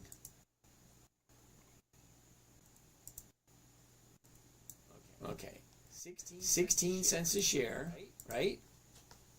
Okay, the premium 16 cents a share, and I have 3,500 shares. Okay, 16 multiplied 35, multiplied 3,500 shares, comes to a grand total of $560. Okay, great, $560. All right, let's get rid of this. Okay, how much money do I have invested? I have $16,000 invested into 3,500 shares of Kohl's. All right, so find out what my rate of return is for that week. 560 is my profit. And I have 16,000 invested. Okay, so I'm going to buy my investment, 16,000 415. How much does that come to? That comes to 3.4% for that week. So please tell me how I'm not making money on this. Because the numbers are right there. 16,000 invested at 3,500 shares of Kohl's at $15.72. I'm selling someone the right to buy it from me at $7.50. Let's get rid of this thing. $7.50. 17 April 25. That's 2 weeks away. Okay, 2 weeks away. I'm selling the $7.50 at $16. 3,500 shares. Okay, that's $560. Well, I only got 16,000 into it. Okay, that's over 3% just for that week. Okay, so don't tell me it can't be done, and don't tell me I'm not making money in this market, because I'm in it at 15, and currently it's at $6.75, which is more than a 50% drop. So the stock dropped 50%, but even though it dropped 50%, I'm still making 3% for the week. Okay, I'm basically done. How many more questions we got? We had 8 more. What call price do you sell Kohl's at now? I just told you. Okay. Next week I'm going to sell the 750s. Rub, how can I join for some training with you, sir? Okay. Now I promise I'm not going to say anything. If you come up to the up to the top left corner, we see the bio. Okay. 10-minute trader is the10.com live trader there. That's how you can join me if you want to. I'm not trying to sell anyone anything. You asked a question, I'm answering. That's as far as I'm going to go with it. Okay? This probably sounds familiar. Simple, safe, predictable, 1% per week. Live nightly training, 9 p.m. Eastern Standard Time. Well, that's where we are, right here, right now. All right, so let's go back. I promised I wouldn't sell anything. Right? All right, next question. Freezing bad. Sorry about that. Quantum antenna. It's late. It is. I say I answer each and every individual question. I still have some more questions to answer, so I'm going to answer all of them. All right? Larry Brown, how are you doing over there on Instagram? Woohoo! Larry, what's your target amount to have saved by 65? All right, Joel, I'm 61. I'm already retired. I'm not saving anymore. All my investments, all my money gives me a weekly cash flow of 1%. That 1% that I bring in every week pays my bills. It's not that I'm saving it up for anything. I'm living off of it.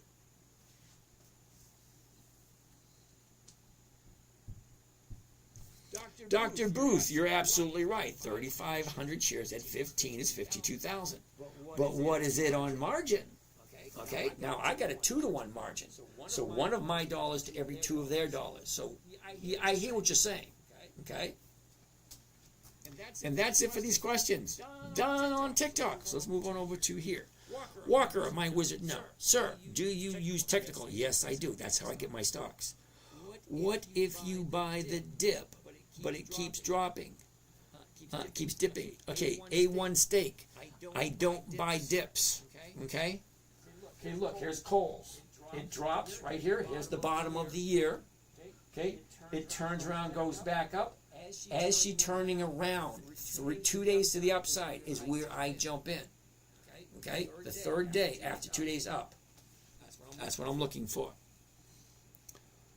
All right. Technical wizard, thank you. Yes, service. Survive in the market this right. Okay, freelance, thank you. Oh, Lizardwood, okay. Nancy helps to create the levels that bounce up. Okay.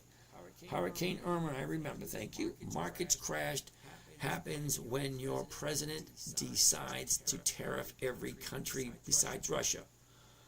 All right, A1 Steak, we're not doing software. It's a software company. It's overvalued, yes, but book value is useless for software companies. No, not really. Because whether you're a software company or whether you're a real estate company or whether you're a lawyer company, an attorney company, whatever company you are, there is a book value. There is I owe you, you owe me book. All the assets, all the liabilities comes together, you get book value. You look at value somewhere. Explain the super trend. Okay, I have no idea what you mean by super trend. Okay, I have no idea what you mean by super trend. Least amount you can start with, $5. Dell is down 20%. Okay. Randy, how are you doing? A dividend is taken out of the stock price, so if you're net down, you're still net down. To A1 Steak, I hate to be the bearer of bad news, but you're incorrect. Okay? Sorry.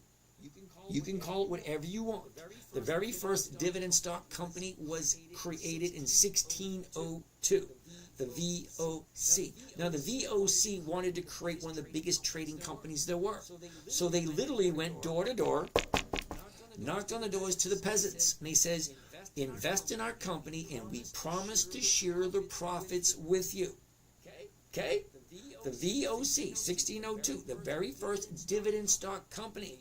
They shared their profits with the investors. That's where the dividend came from. Okay? Now, the VOC did run for 198 years and averaged 18% per year.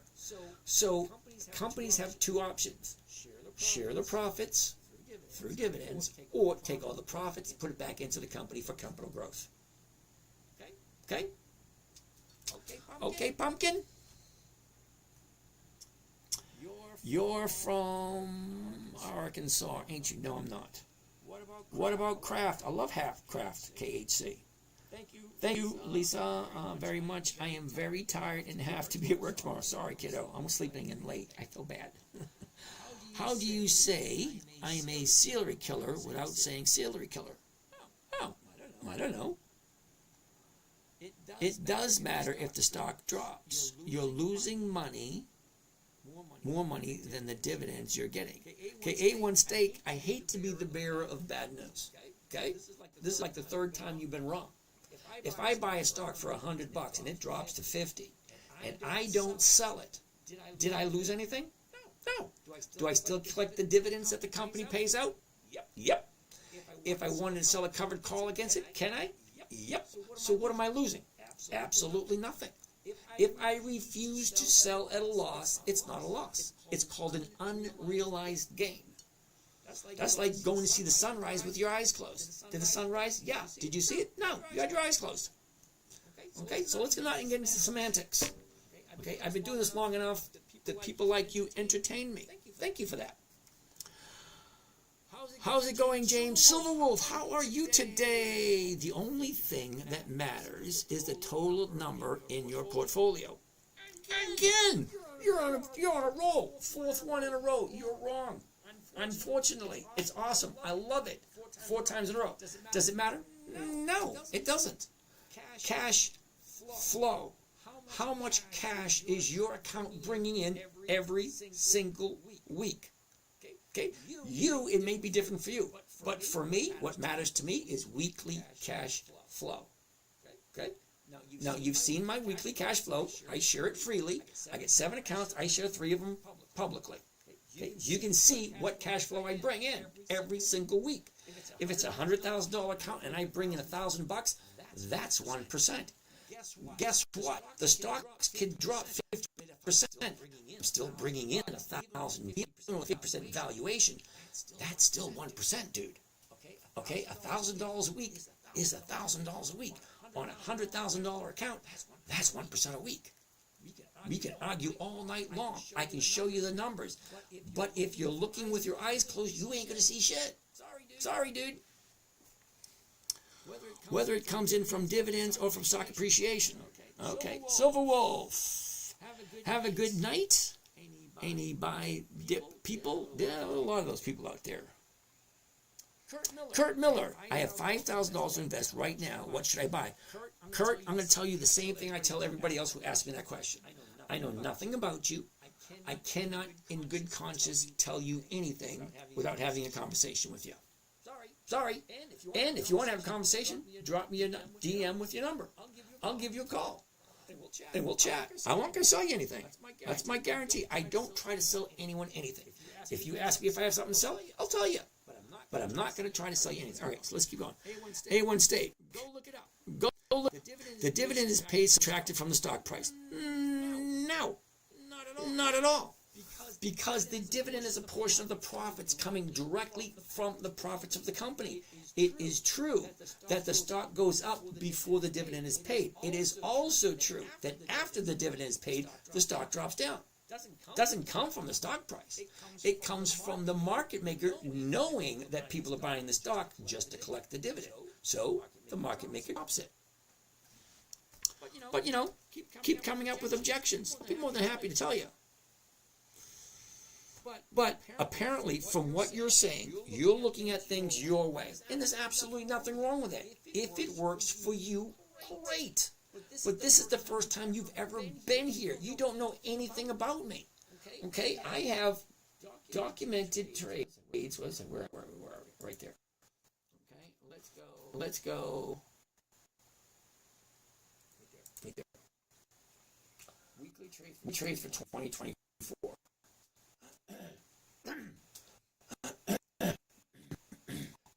Here's all my trades for 2024.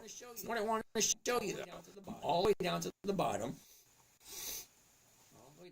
All the way down to the bottom. Keep going. All the trades 2024. There they are, all of them.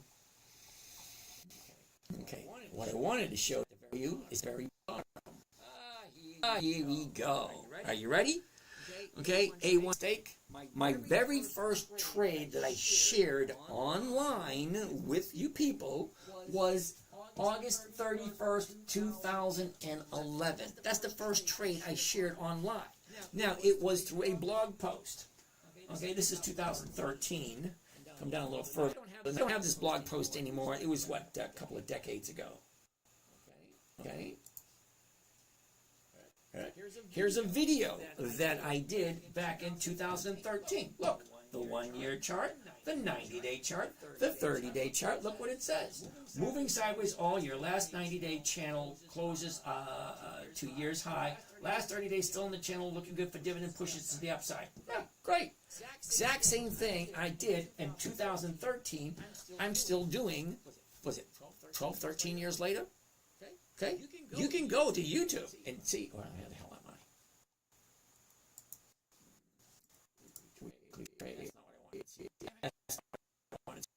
That's not what I want to see. This is my trades for this year. This is what I want to see. All right. YouTube. Okay? Hold on a second. Hold on. Wait for the time. Take time. 953 videos. It gives you the description right here. 10-minute trader strategy came about when my 9-year-old daughter wanted me to teach her.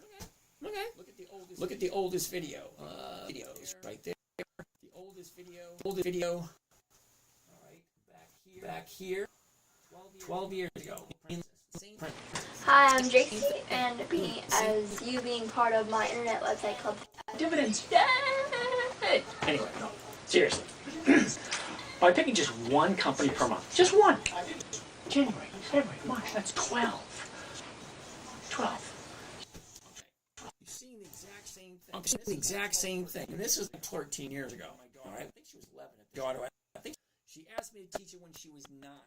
I had to come up with she was 9. Strategy that was safe, predictable, consistent, and no way for her. So the strategy they came up with, simple. Never buy something you don't understand. Never sell at a loss. Make sure the company's consistently profitable. At least 20 years of consecutive profitability. Weekly options only, and then make sure the numbers work. That's it. It was created for a 9-year-old. Now she averaged 5% per month. Okay, she was doing monthlies. I was at this time we were still monthlies. It wasn't until the last 4 or 5 years that we started moving on to the weeklies because we understood them better. Okay, you can believe whatever you want to believe. Numbers don't lie.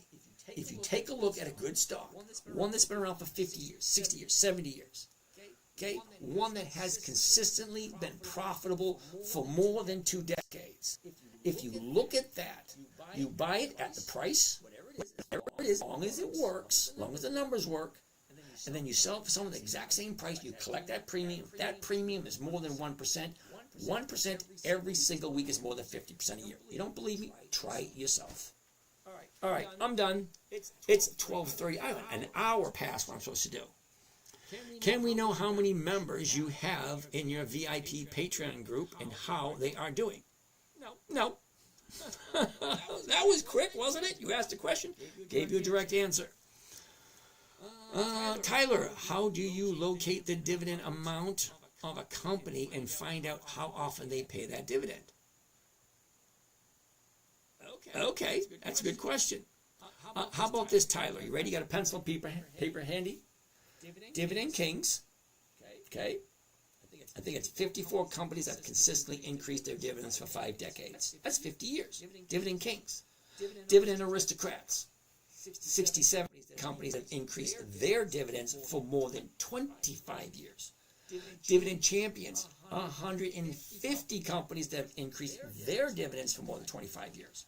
And then you got the Dividend Contenders. 300 companies that have increased their dividends 10 years to 24 years.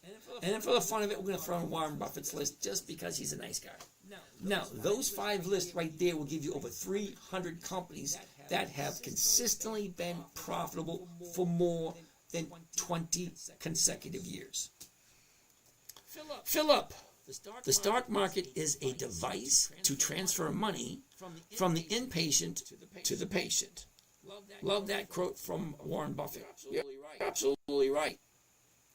Jay Smith, mind playing some king bomb. I have no idea what that is. Sorry. All right, so I'm done. You guys have a great night, and I will see some of you guys tomorrow. For whoever's in my trading group, we'll catch you guys tomorrow. Out here on Instagram, you guys have a great day. Out here on Facebook, you guys have a great day. Okay, TikTok 1, you are done. Have a nice night, everyone. We'll see you again tomorrow. Out of here, you guys have a great night. We'll be back live on Sunday night. I take Friday nights and Saturday nights off now. Guys have a great day. You're welcome. 18,000 people. Holy cow. All right. YouTube, you guys have a great night. And we'll see you again tomorrow.